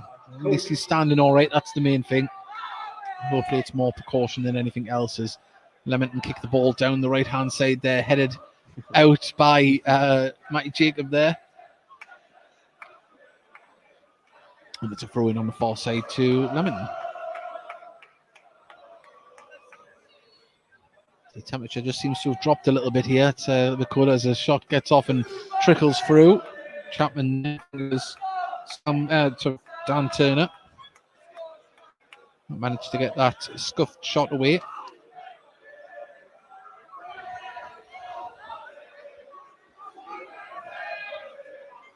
Well, now Magnier pumps the ball over the top. Nicely brought down there by Charters. Charters gets the ball back, leads back to Campbell. Sees a tinkler in space on the right-hand side. That's a lovely ball brought down. Ollie's in the mix now, plays it back to Story on the halfway line, who sees the run of Matty Jacob on the far side and trying to chase that one down, but Meredith will see it out for a throw-in next to the corner flag. It seems like they've set up quite similar to the first half, leaving that one striker up. Hopefully, as the game goes on, they might have to push for a goal, and we can capitalise on that from the openness. Well, English had headed the ball on, but Owen Bailey managed to get the ball forward and nearly tried to get it to Macaulay Langstaff, and it's going to go out just inside Gateshead's own half for a throw-in. Quickly taken.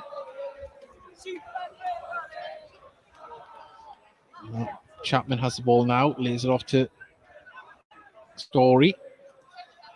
Plays it across the defence to Magnier, who picks out Charters, whose touch just let him down a little bit there. Now Leamington can try and bring the ball forward.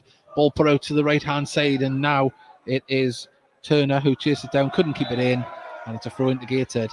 Yeah, you got Adam Campbell tracking back there, almost at the byline. I think that's the first time in the game that we've seen Leamington try and exploit the flanks, and we've never seen any pace there. And Turner opened up a little bit, but as you say, Campbell was back to help out. Campbell now puts the ball up to Becker, who holds it well. Puts a lovely ball across for Macaulay Langstaff. Can he get there in front of the keeper?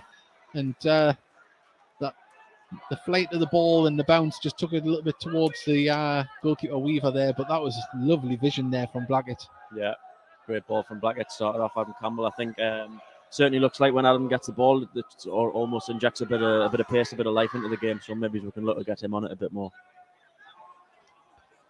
Well, English battling brings both Charters, and then Campbell's come back again. The ball is cleared out for a throw in to Gate.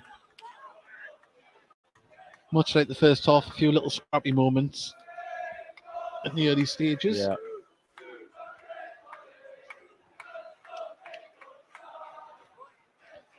Campbell receives the ball, gives it back to and the bad communication there as Mooney takes the ball down to the dead ball and passes it back. Now it's crossed in, shot, and it's been poked home by Junior English, and the communication at the back has not helped Gateshead's cause any there as the ball was put in, and the shot that Chapman stung his hand and the ball it's been poked into the back of the net. It's 1-1 here, and Gateshead will be bitterly disappointed with that. Yeah, it was a great strike. Chappie's just managed to palm it. I don't know if he just seen it later. It came through a few bodies, and then the lad's been the quickest to react and toe punted it in. Well, 49 minutes gone. It is level here. between Gateshead and Leamington.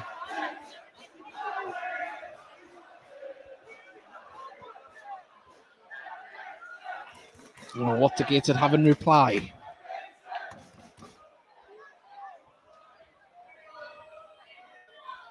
Mike Williamson in conversation on the touchline. But we know what Gateshead are all about. We've been behind the times this season and we still play our game because that's what bears the fruit for us as Ollie brings the ball forward. He looks up, plays it inside to Blackett. Blackett plays it back to Ollie. Ollie takes a touch, carries it inside, keeps going though, gets it to Campbell. Nice passing from Gateshead to Tinkler. Back inside to Campbell. Campbell puts it through. Lovely little flick from McCoy Langston out there. Ball's back into the middle. And Tinkler's ball was a dangerous one there. And Gateshead still in possession. Yeah, I think when Adam and Greg are just, injecting a bit of pace into the game, speeding things up a bit in and around their box, I think we're getting into decent positions. As Magnay dinks the ball over the top there, and Campbell was looking to run onto that, but headed out for a throw-in halfway inside the Leamington half on the far side. 10, Junior English. Well, confirmation Junior English with the goal there as Blackett got a few players around him. He's still got the ball though. He's took it down towards the corner flag, has to come back up the line. Picks out Campbell. Campbell's got options. Tried to cross it in, but still have possession. Charters to Ollie. Ollie with a little dig, but well by the captain, Morrison. Now Clark tries to clear it, and he was fouled in the process, and Tinkler just caught him from behind there, and Tinkler already on a yellow. I'm glad he's been able to he's run away as quick as he could. He's just danced up the pitch away from the referee there, but Clark just got caught in the back of the calf there, I think, when he tried to clear that one. Yeah, you got to be very careful when you're coming in from behind, and I think you just try to nick the ball, but the Leamington lads obviously got there first. Well, it's a free kick to Leamington, and Jake Weaver, goalkeeper, take this. It's halfway inside his own half, dead centre of the pitch. Now pumps it up towards the edge of the Gateshead box, and Charters tries to win the header. It's nodded down and away. Sorry, it wasn't Charters, it was Magnay. And now out for a throw on the far side, and you just sense there's a little bit more belief in the Leamington side now. Yeah, like I said, you almost give them something to hold on to. You don't want to do that when you go one ahead. Well, ball into the box there, and Gateshead need to keep concentrated here. Now it's out to the far side. It's Morley. Can Morley cross the ball in? He can. It comes right towards the box, and Story heads it across. Still inside the 18-yard box at the moment. Now Kelly Evans lays it off to Morley. It's Morley now. Sorry, it was Medriff that put the ball in before, but his ball didn't find a Gateshead player, and Gateshead can clear it, but only as far as a blue shirt. Now it's brought down by Morley under pressure from Macaulay Langstaff, and it's Ollie wins the header. Langstaff comes back to help out, and lovely, well brought that down well, and just wouldn't sit up for him. He was under pressure from players there as Tinkler just hoofs the ball up the pitch towards McCoy. Langstaff Blackett, nearly picked up the loose ball. That was good play by Sam Wilden there. He just didn't have a telescopic leg to get through, and Story just puts it out, and probably the best bit of possession and pressure that Leamington have had in this game. Yeah, definitely got a spring in the step after that goal. They've got some good forward players and they're very lively in and around the box.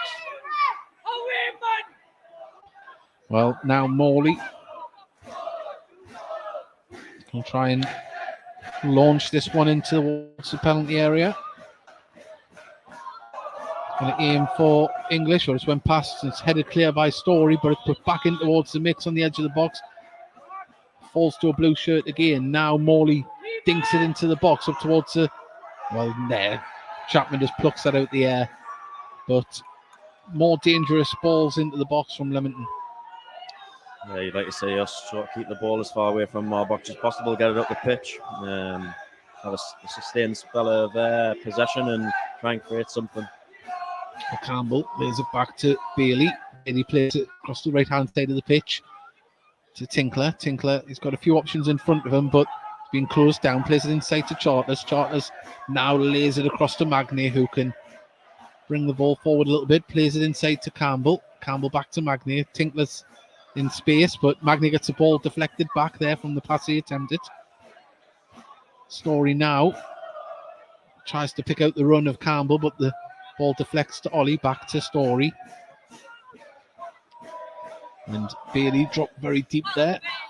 Looks like a back three at the moment, the way they're sitting, but that's just the way Gateshead's movement is. And now Jacob plays it inside and doesn't pick out the black and white shirt, and the ball is cleared by Leamington, and that's going to bounce out for a throw. Well, it hasn't. It's been kept in. Magnay passes it back to Chapman. Chapman now to Story. Leamington, say the work rate has definitely increased since they've got themselves back into it, and they're closing down the angles as Langstaff tried to bring the ball down in between two players, couldn't quite control it, and now it's been cleared all the way up towards Mooney. Mooney chests the ball down, but nice bit of footwork there from Bailey. And does he get a free kick? No, but he's still going. Gets the ball forward. The referee was having none of it, and the ball is going to be launched up towards Chapman, who just picks it up and rolls it out. Yeah, some good work in front of the back four from Bales, trying to mop things up. Magnay now has the ball, just carrying it forward, plays it out to Jacob. Jacob back to Magnay. 56 minutes gone, it's 1-1 here. Yeah, it's certainly tough to break down. There's two banks of four, and then there's a 4 and a 5. Yeah, well, it's been pumped out towards the far side. Is that going to be bounced out for a gated throw? It is. This is level with the corner box far side, but quickly taken. Charters gives it back to Magnay. Magnay going to play it across the centre circle to Story. Story back to Magnay. As you mentioned, just the lines of blue shirts cutting down the angles, and Gateshead are going to have to probe here as Bailey gives it back to Story. Dinked into the middle towards Macaulay Langstaff, but it's been headed clear. English brings the ball down. Now it's been hoofed up over the top, and Bailey's there just to head it back. Ollie with a uncharacteristic bad pass across the back there. It's been brought down by Turner. Turner played it back, but now it's going to have to under pressure there, and he did well. Did Lane, the defender there. He had Blackett and Macaulay Langstaff bearing down on him. Ball pumped up towards Mooney. Story nods it down. Bailey's there just to help it away a little bit further, but it's going to fall to Meredith. Meredith now twisting and turning under pressure from Campbell. Manages to pick out Turner, but Turner runs into Jacob, and it's a throw in on the far side.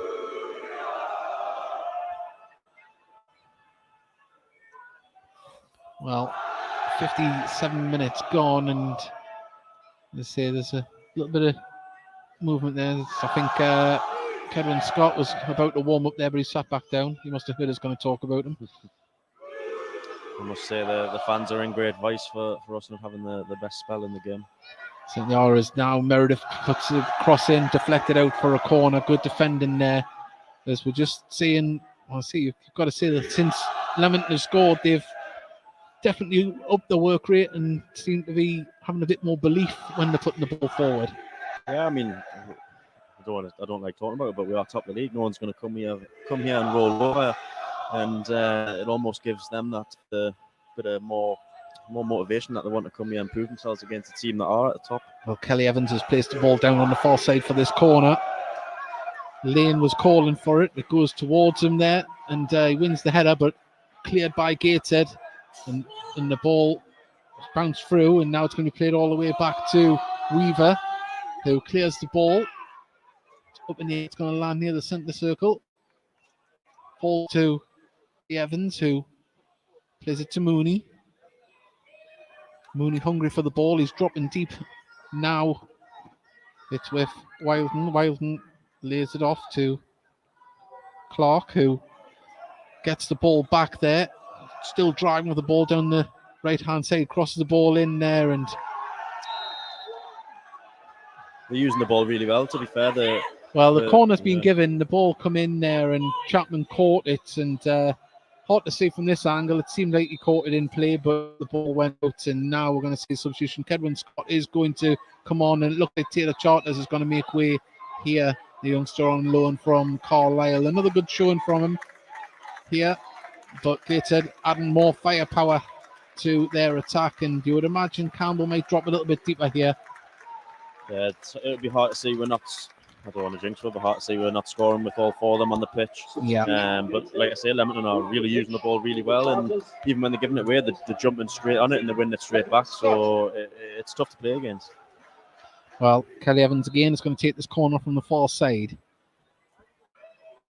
Right in towards the 6-yard area and not cleared yet, but Macaulay Langstaff. Oh, and he's went down. No, he's up though. It's just a knock. Now cleared by Owen Bailey from that cross and throw into Leamington just in front of their own dugout. And Gateshead need to get this ball up the pitch and control it a little bit more. Yeah, I'm trying to figure out what sort of who slotted in where. It looks like Adam Campbell's maybe dropped back, maybe. Although I think Campbell might be behind them there, and Ollie's dropped a little bit deeper. But it'd be easier to see when they get the ball further up the pitch. But Clark now on the ball. Now Kedwin Scott gets his first touch. Can he lay the ball off? Intercepted by Lane. Blackett couldn't get there, and Story hits the ball off Bailey's chest. The clearance and a shot off from Mooney. Fantastic save. Fingertips to poke it past the far post. Brilliant. And that was unfortunate there because Lewis Story couldn't have done much more. He cleared the ball on a tough angle. It blasts off Owen Bailey's chest and drops to Mooney, but there was Chapman to just push it clear. That's what he's there for. It was a great save, to be fair. It looked like it was going almost top corner from close range as well. So really good save, and now we've got a corner to deal with. Well, Kelly Evans once again puts this one in. There's a lot of movement. It hasn't been cleared yet, and Gateshead leg pokes that one clear, but only as far as a blue shirt. But now Gateshead can break through. Blackett tries to get past his man, wins a throw in just before the halfway line, and Ian Watson's quick to distribute the ball. Now Tinkler gets the ball to take it. Yeah, it was another good corner. He's putting in some good balls, dropping right in the middle of the box, and caused a bit of confusion there. Yeah, it's whoever's going to time the jump right, because they were so dangerous there. The keeper wasn't going to get it through a crowd. Yeah. Campbell gets the ball, just didn't roll Ollie's feet, but nice play from Magnate to give it to Campbell. Now Story can just dink the ball out to the left-hand side. Langstaff brings it down. Gives it to Campbell. Inside to Bailey. Bailey's got Tinkler in space on the right-hand side. Can he put a good delivery in? In it comes towards the back post. Headed clear by the captain, Morrison. And Junior English can clear it and turn up the pitch. But Magne's there to intercept and nod it out for a throw-in. Yeah. It's important that we pick up the second balls and try and sustain the pressure. I know they're trying for the throw-in, but we picked up one before, managed to get out the other side, and Tink just put a decent cross into the box. Sure, if we keep probing and keep getting it in there, then something will fall. I mean, we've got 4 strikers on the pitch, so it's got to fall to one of them eventually. Certainly has. Gateshead have 1 substitute remaining after the half-time substitution of Mike Williamson for Lewis Story. Magnate, Bailey just combined to get that ball clear. Now Blackett, lovely play there. Kedwin Scott plays it back to Ollie. Nice passing stuff from Gateshead, keeping the ball moving. Now Tinkler, can he get it down the right-hand side as he opens up? But he needs some support. Ollie has the ball now. Bailey gives it back to Ollie. Now Story has it back in just inside his own half, plays it across the defence to Magnay, who can pick out Matty Jake. Back to Magnay. Magnay still with the ball at his feet. He wants movement in front of him and picks out McCall. Langstaff turns his man. Lovely, goes for a shot from distance. Hits the keeper's chest. He didn't know much about it, the keeper, but what a strike that was. What a dip. Yeah, great turn from Macca, and the ball looked like it was moving everywhere, so the keeper's done really well, just almost chest it away from his goal. Gateshead with the ball at the feet still now as Campbell tries to pick out Ollie, brings it down nicely on the left-hand side of the box, takes it down towards dead ball line, cuts back. Oh, tried to pick out Blackett on the edge of the box and cleared by Lemon, but only as far as and well, a little bit of confusion, and Gateshead now chasing the ball as Mooney just crosses the halfway line. He's got support here from Morley. Morley looks to put a cross into the box towards Kelly Evans, shortest man in there, and didn't win it, cleared by Magnate. Now Clark drives forward with the ball, lays it off, and Gateshead need to stand resolute here and close down the angles, but Leamington forced to play the ball back to the goalkeeper. Leamington committing a lot of players forward there on the attack. Story wins the header. Campbell over clearance over his shoulder there. And ball goes out of play on the far side for a throw into Leamington. Yeah, I think when we're getting in around the box, there's that many Leamington shirts in there. It's tough to pick someone out. I'm looking forward to seeing that strike again from Macaulay Langstaff in the highlights, because he caught that so sweet. Yeah. Well, ball is with Turner on the far side, tries to pick out a Leamington player. They've still got it in the box, and Gateshead just having to shadows a little bit at the moment as Kelly Evans has the ball in the centre of the pitch. But Gateshead did win the interception, but it falls back to a blue shirt, and now the ball falls to Junior English on the edge of the box, and Robbie Tinkler's there to get the ball away, and Blackett tries to turn with the ball, dispossessed, and now on the far side it's Meredith who opens up, crosses the ball in, deflection. This Magnier manages to stop it from going out for a corner. Now it comes to Langstaff. He tries to break. He picks out Blackett. Back to Langstaff. He's got Kedwin Scott on his right-hand side, but he's forward of the ball. He has to keep going. There wasn't the options. He's got a lot of players around him, but Gates have the ball up on the edge of the box. And handball! And it's a penalty. It's been given. And that was a real lapse in concentration from the Leamington defence. And, well, Gates had the opportunity here to go back in front. It's a tough one because it looks as though the ball's bouncing, almost span up and hit his arm. So I almost sympathise with him, but I'm not. From a Gateshead point of view, we're going to take it. There's a few Leamington players appealing with the referee. You can understand why. There's a few chances of off. I think that would be very harsh. But it's a penalty here, and Macaulay Langstaff is the man that has placed the ball down. I think the worst thing about it for them as well, if he didn't handball it, another one of their players was going to pick it up. Yeah, our players wasn't even very near where the incident happened. Well, a little bit of gamesmanship there from Clark. Does Macaulay Langstaff looks like he's going to take it? Yeah. Yep. Well, come on, Maga. He steps up with the prospect of scoring his 17th goal of the season here. 67 minutes gone. Can Gateshead get back in front?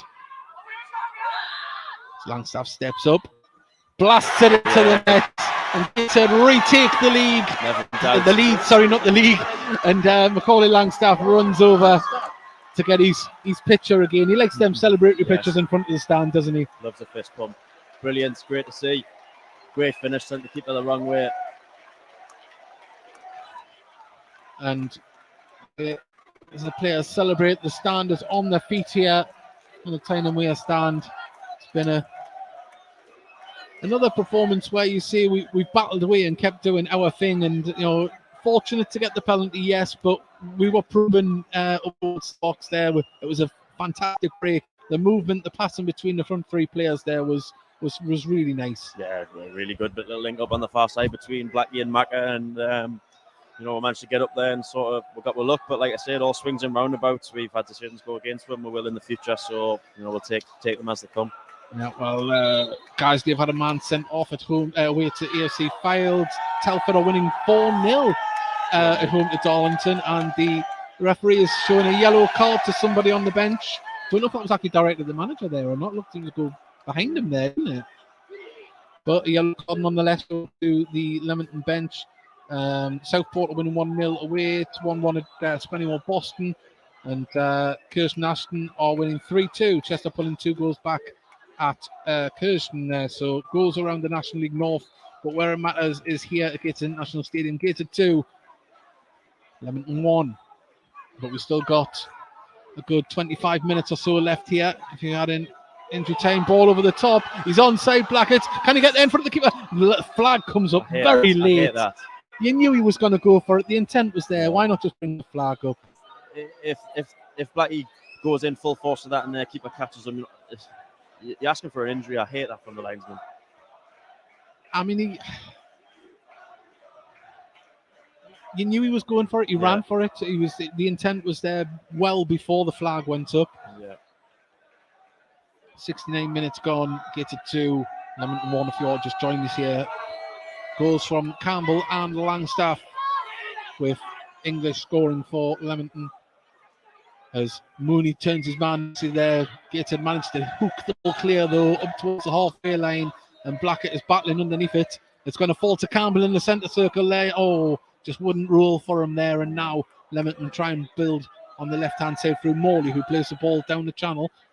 Tinkler's there to clear the ball though, out of touch for a throw-in. Yeah, good work from Black. You know, he's obviously not going to win the headers when it goes up there, but he's got to make it difficult, and you know that they're heading it down to us. So we just got to keep picking up the second balls and try and get up the pitch. Well, Morley with the throw-in here. Gets up towards into the box, headed clear by Robbie Tinkler. Now it's cleared in by Tinkler in turn, but Gateshead quite deep. Morrison, the man that receives it and distributes it to the right-hand side, but Gateshead doing very well to try and withstand the pressure as Matty Jacob hooks the ball up the pitch. It's going to bounce. Is that going to get to... Thought it was going to bounce through to Blackett there for a second, but Leamington put it out to be safe, and it is a throw-in to Gateshead.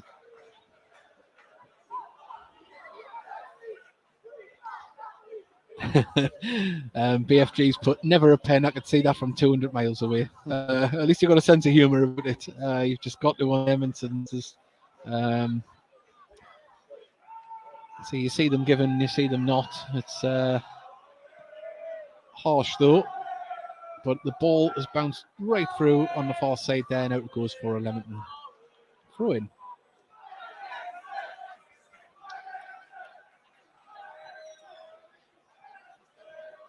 Well, I wait for the throw to be taken by Meredith on the far side.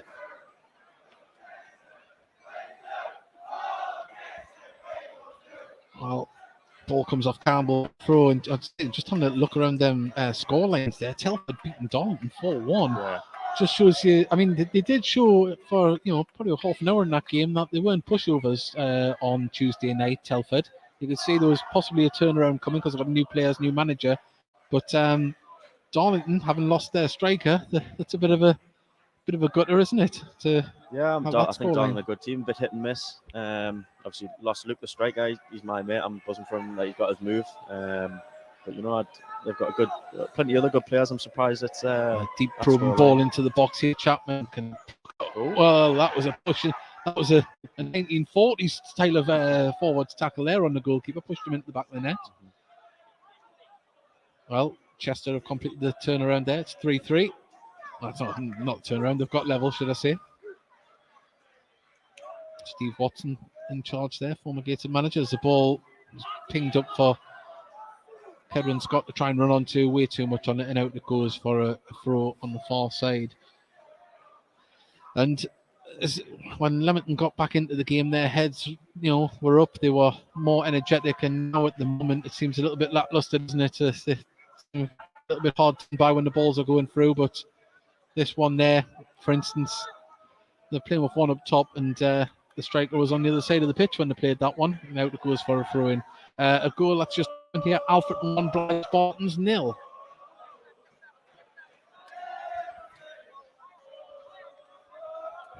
Tinkler to take this throw, and down the line it goes. Header won by Leamington and cleared up the pitch towards Lewis Story, having a battle with Mooney, who hasn't given up all game, and down he goes there, soft free kick, and Mooney and Tinkler. He's done canny, their striker. He's up there on his own thankless task, and when the balls went up to him, it's stuck, and he's won a free kick in a good position there for his team. It's just as good as a corner here. It's just a few yards in from the corner flag, and we're going to see number 17, Jack Edwards, come on for Junior English, the goal scorer. It's only 2-1. We can't relax. We've got to keep pushing, keep probing. Certainly need to get the ball and try and play our football. Substitution for Leamington. Walking the pitch, Junior English. And I'm sure as a fan you don't relax. It's about 4-1-5 with the way we played some games this season.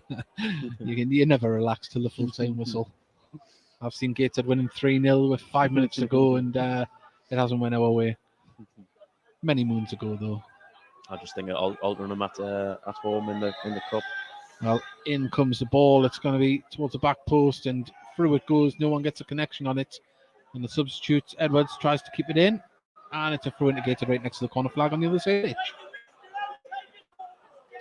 Jack Hunter's warming up down there. He obviously fancies a 40-yard screamer if he comes on. This must be the day.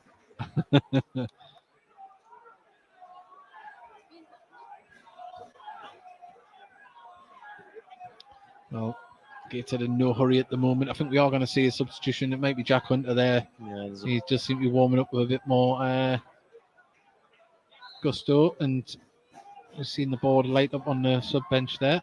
So, don't know who he is going to be replacing at the moment, as Ollie tried to win header and foul's being given the opposite direction there from the tackle between Campbell and Evans, I think it was. Yeah, I think Jack will sure things up at the back, see who he's coming on for. But yeah, definitely add a bit of strength in the back line. Well, they've had a few of these free kicks where they've got the opportunity to put the ball in the box. Leamington, and so we've said it all game. They've got the big men there, and they're all hovering around. And the substitute that come on, Jack Edwards, isn't too small either. As the ball comes in, Magnier heads it back across. Clear only as far as the edge of the box. Now falls to Clark, and Gateshead want to get this clear. Now falls to Evans, who puts it back up towards Edwards, who puts it across. It's not cleared yet by Gateshead. Now it is, and Campbell can bring it down, and Gateshead are on the break here. Now it's 4-3 as Campbell lays it off to Kedwin Scott. He's got options on either side. Who does he put it through to? Now Blackett has the ball. He's going to have to put it back across the box. He does, and headed clear, and that was good stuff from Gateshead, but it's still not over yet as Ollie has the ball. Dinks it over to Kedwin Scott. Loses control. Yeah, and now Edwards can bring the ball forward. Mooney in a foot race now with Story, who will get there and calmly pass it back to Chapman, who in turn just lobs it over back to Story, now across to Magnier. It was 4 against 2 at one point there. I think Ked's just got the ball stuck under his feet when he passed it into Blackie, and it sent him a bit far wide, and he just dug it out, but we couldn't get on the end of it. But the move was started lovely by Campbell when he brought it down and got the momentum to get the ball forward. Yeah, when you see those 4 running against 2 of their defenders, you're thinking surely this is a goal. Nice bit of vision from Story out towards Mikey Jacob on the far side, and the ball's been nodded out. Hunter is going to come on, and it looks as though it is number 9. It's going to be Paul Blackett, just short up the midfield a little bit now. Yeah, he's put in a really good shift today. Blackie played really well. And he's getting a stand ovation from the Tyne Weir stand around us. As you said, he put in a very good shift, and you know, he showed good character and good personality this season, because when the other lads have been scoring goals, he's been biding his time on the bench and takes opportunity when he gets there. And he's into double figures this season, and I'm sure that won't be the last of his goals. No, his minutes to goal ratio is the best in the league. He'll be the first to tell you that. He's been nursing an injury all season, to be honest. That's what's seen him sort of play a bit part come the start of the season, but he's certainly found some form, and it's brilliant to have him in full flight. Well, Joe Parker and James Mace have on as well for Leamington. Well, I will say there, number 11, Evans is putting some great balls into the box before we broke there. He dropped one right on the 6-yard box. It's causing us a bit of problems. Well, the set-piece taker has taken off in Kelly Evans, which I'm not too annoyed about. No, not at all. His deliveries were good, but Macaulay Langstaff lays the ball off to Campbell. Campbell, he's got the vision in the middle there. And Langstaff, just wouldn't set up for him. That was lovely movement. And Campbell again, his vision. And, well, Weaver. Just a little coming together there between Macaulay Langstaff. Strange one, that. Well, Magnier powerful in the air. Now, hook clear again by Gateshead. Kedwin Scott wins header. Played all the way back to Weaver in the Leamington goal. We've got 12 minutes of normal time remaining here. As the ball's with Mooney. He's in the centre of the pitch. Tries to get it out to the right-hand side. Meredith, he has. It's on the far side, and Turner trying to turn his man, but Jacobs unfortunately lost possession. It's crossed in by Meredith, and Tink can head the ball clear only as far as Morley, who goes for a shot from distance. Didn't get the connection he wanted, in about 10 yards. Yeah, I was happy to see him take it on. To be honest, he was quite far out, and they'd had a bit of sustained pressure, so it was good for him to just kick it out of play. Well, now Gateshead can play out from the back as goes long from Story, looking for the run of Bailey, who finds himself higher up the pitch, and now it's been cleared. Magny battling with Mooney and falls to a Gateshead shirt as vision from Campbell was expecting Macaulay Langstaff to be a little bit further out there. Still did well to close down the clearance. Now the ball's over the top for Kedwin Scott, and the captain Morrison clears the ball at the pitch. It's a little bit of head tennis at the minute when the ball's cleared. As Meredith tries to get past his man. Is it going to stay in? It has. And then played off Meredith from Ollie for a throw into Gateshead. Yeah, I think Jack Hunter's slotted in front of the back four, and Bill's almost pushed on. So you just seen him making some good runs forward, injecting a bit of life into the game.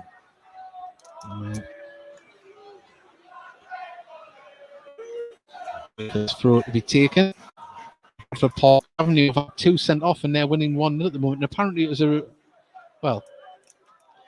on 1 second. See what's happening on the pitch. Before check scores is now Hunter plays it across to Robbie Tinkler. Robbie Tinkler now can lay it off to Campbell. Campbell, if he looks, so the run was being marked there, being followed by Owen Bailey, but Hunter's got the ball back. Back to Tinkler, back to Hunter.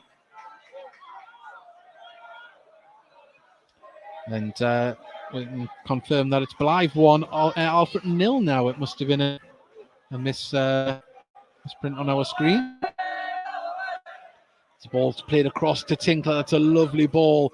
Nice control. Passes it inside there, and the ball through from. He must have sonar on today, Campbell, because he's just picking out people with ease, isn't he? Just unfortunately, Macaulay Langstaff couldn't get on the end of that one. Yeah, he's got great quality.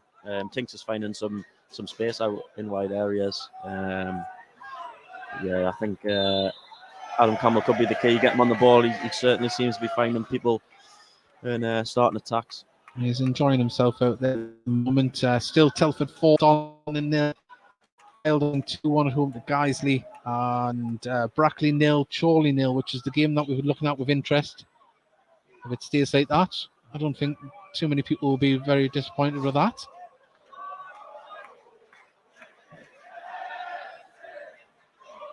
Well, it's a free kick to Gateshead here. Chapman is going to take this.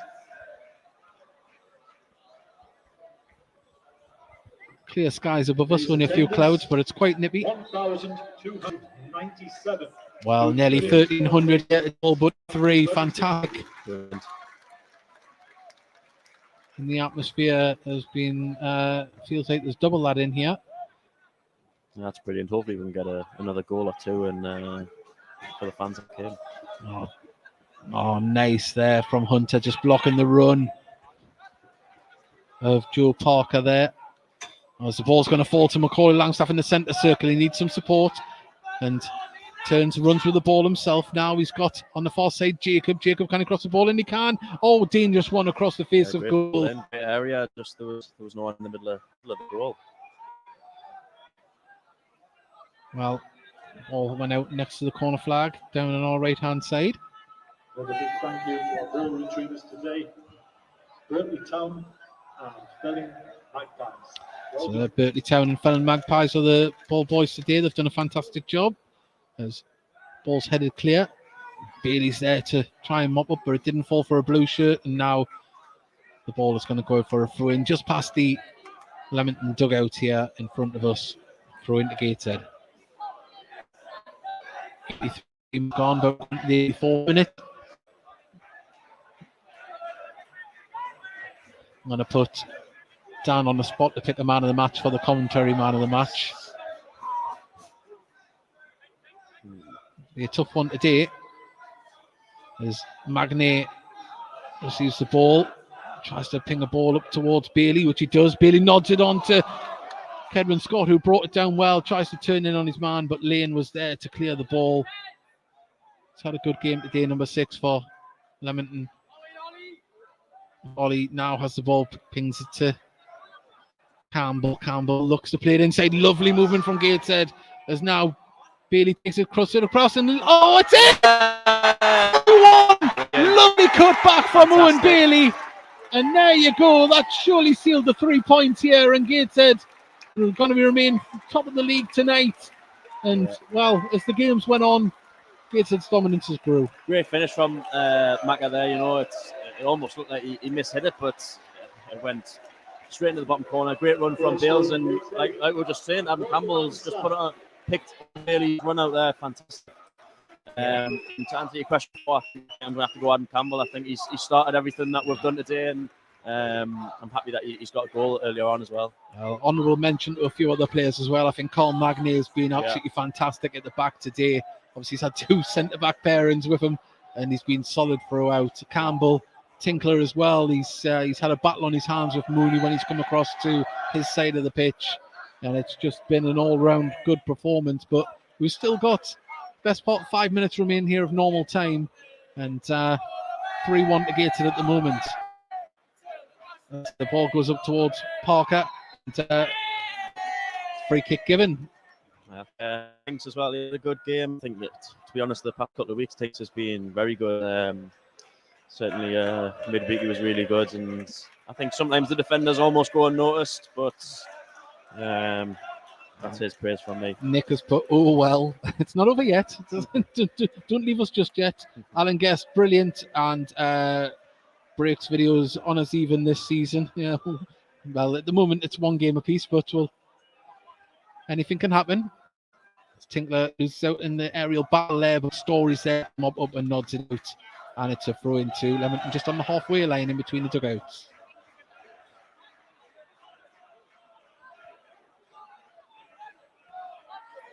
Story with a thunderous clearance, but Lane's there to clear up and pumps it straight back up towards Story, who wins the header, and it goes out for a throw in there.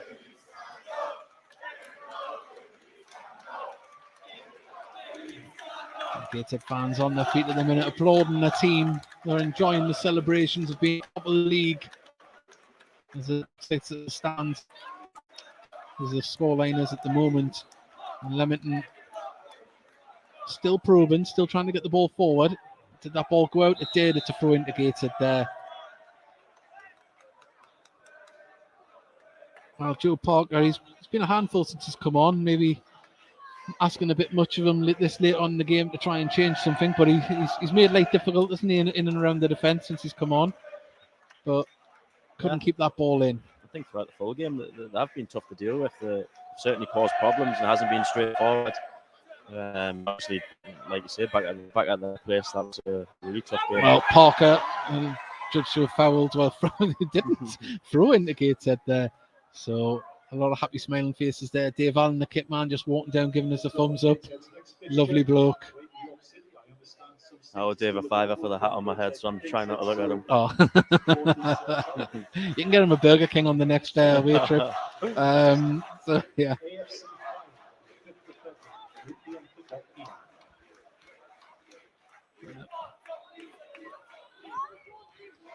Well, it's a throw in here. Tinkler will take it. To Bailey, back to Tinkler. Tinkler pumps it over the top, and Kedwin Scott's in a foot race with Lane, and Weaver has to come out his box, and it's going to go out for a corner there. It's for tomorrow on the 4G pitch, 2 p.m. Ladies, opposing Chesley Street Amazon.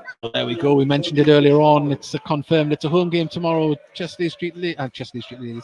Gateshead FC Ladies playing Chesley Street Amazons. 2 o'clock kick off on the 4G pitch just behind Gateshead Stadium. If you fancy going down and getting a fix of some live football from another Gateshead team on Sunday. This ball's played short to Campbell, back to Ollie. Ollie, not in any hurry there, but tries to play it off. Leamington player who clears it in turn. Tinkler there, puts it back up towards Ollie. Controls it well. Can he get it down towards the corner flag just to burn up some time? Oh, well. He did a little bit of fancy footwork there and was just shoulder barged by 2 players. I'm not too sure how that's not a foul. Well, he played the ball. The ball wasn't anywhere near them, and they've just took him out. But we don't tend to want to talk about refereeing much because when winning 3-1, you don't want to be concentrating on them. But Leamington trying to play the ball over the top, and Turner trying to chase the ball down, but cleared, but only as far as Edwards. Now it's back with Turnham. Ball's put in by Meredith. It's going to fall to Mooney. Gets a shot off, blocked by the Gateshead defenders. Only as far as Morley, who puts a dangerous ball to the far side. Ball just over the head of Turner there. Yeah, it was Jack Hunter that just got a toe before their striker looked like he was going to blast it in the back of the net. So great last defending, and they put another useful ball in the box, the back stick, but just We're went in too the last far. minute of normal time here, 90th minute, and well, as I say, we've had all the substitutes from both sides, so 3 minutes minimum. Looks like 3 from here, but you never know, could be 6. We'll see. As Chapman's going to take this goal kick, as the ball goes up towards Tinkler, who wins the header. And, it's passed all the way back there, and McCall Langstaff's chasing down. Well, 18 goals this season now for Macaulay Langstaff. Fantastic. Not bad to score 3 from your last 2 substitute appearances, is it? Mm-hmm. Well, Morley has the ball. He's going to put a ball into the box here. He's got time and space. It's a dangerous one. It's going to float towards the back, but Chapman plucks that out the air. Good hands. And Liv Walden's brilliant score. Love the commentary. Thank you very much.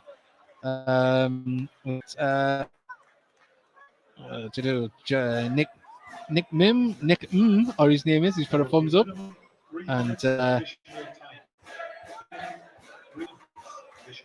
well, now was that 3 minutes there? Was it? So I was going to message 3 minutes. Yeah, and the ball goes out for a throw into Gateshead.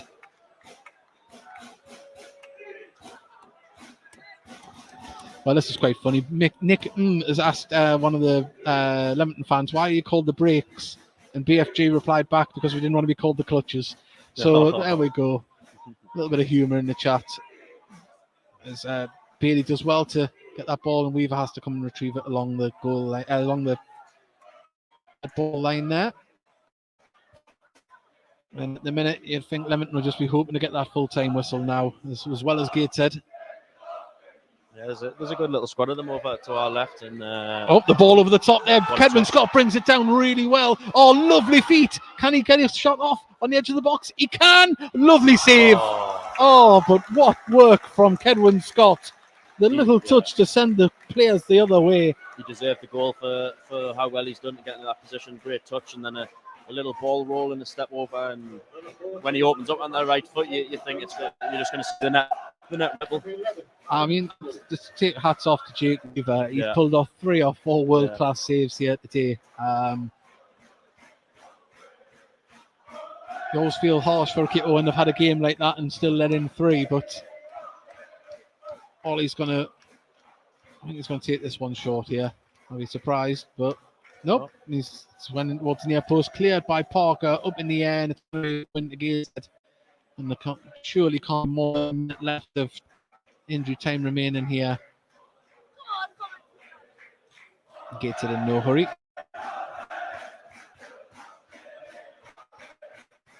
Matty Jacob has the ball in his hands. Ollie back to Jacob. Jacob tries to dance past the player. He's got a few around him. Another throw into Gateshead. You don't mind just burning down the seconds here, do you?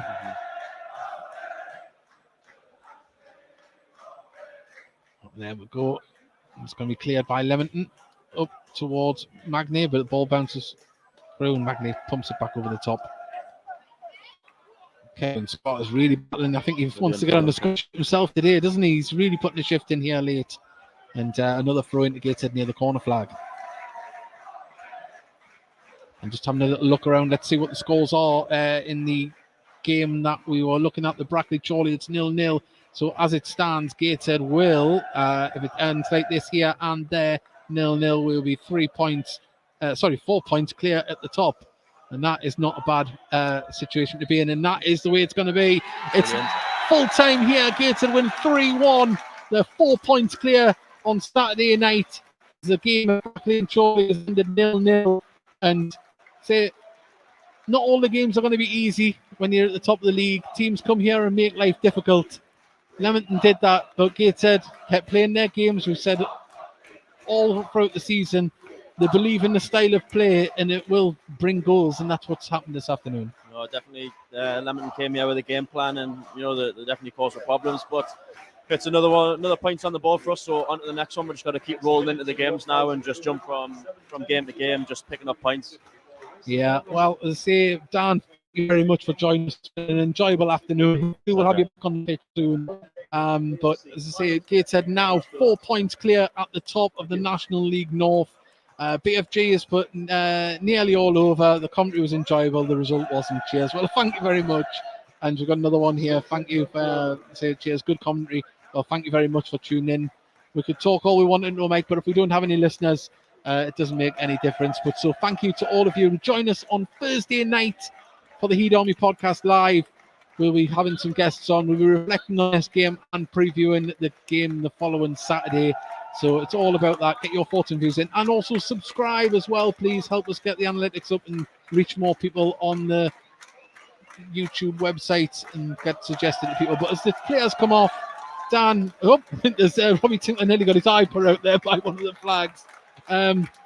Just got to say, job done again. And, to win by a few goals, just a little bit more sweeter, isn't it? Definitely. Like I say, we just keep rolling into games now, picking up points, and just concentrating on ourselves. And, that's all we can do. Certainly is. Well, we'll see you on Thursday and for the next home game for the commentary. Thank you very much. Enjoy your Saturday night. And we'll leave you with Gateshead being 4 points clear at the top of the National League North.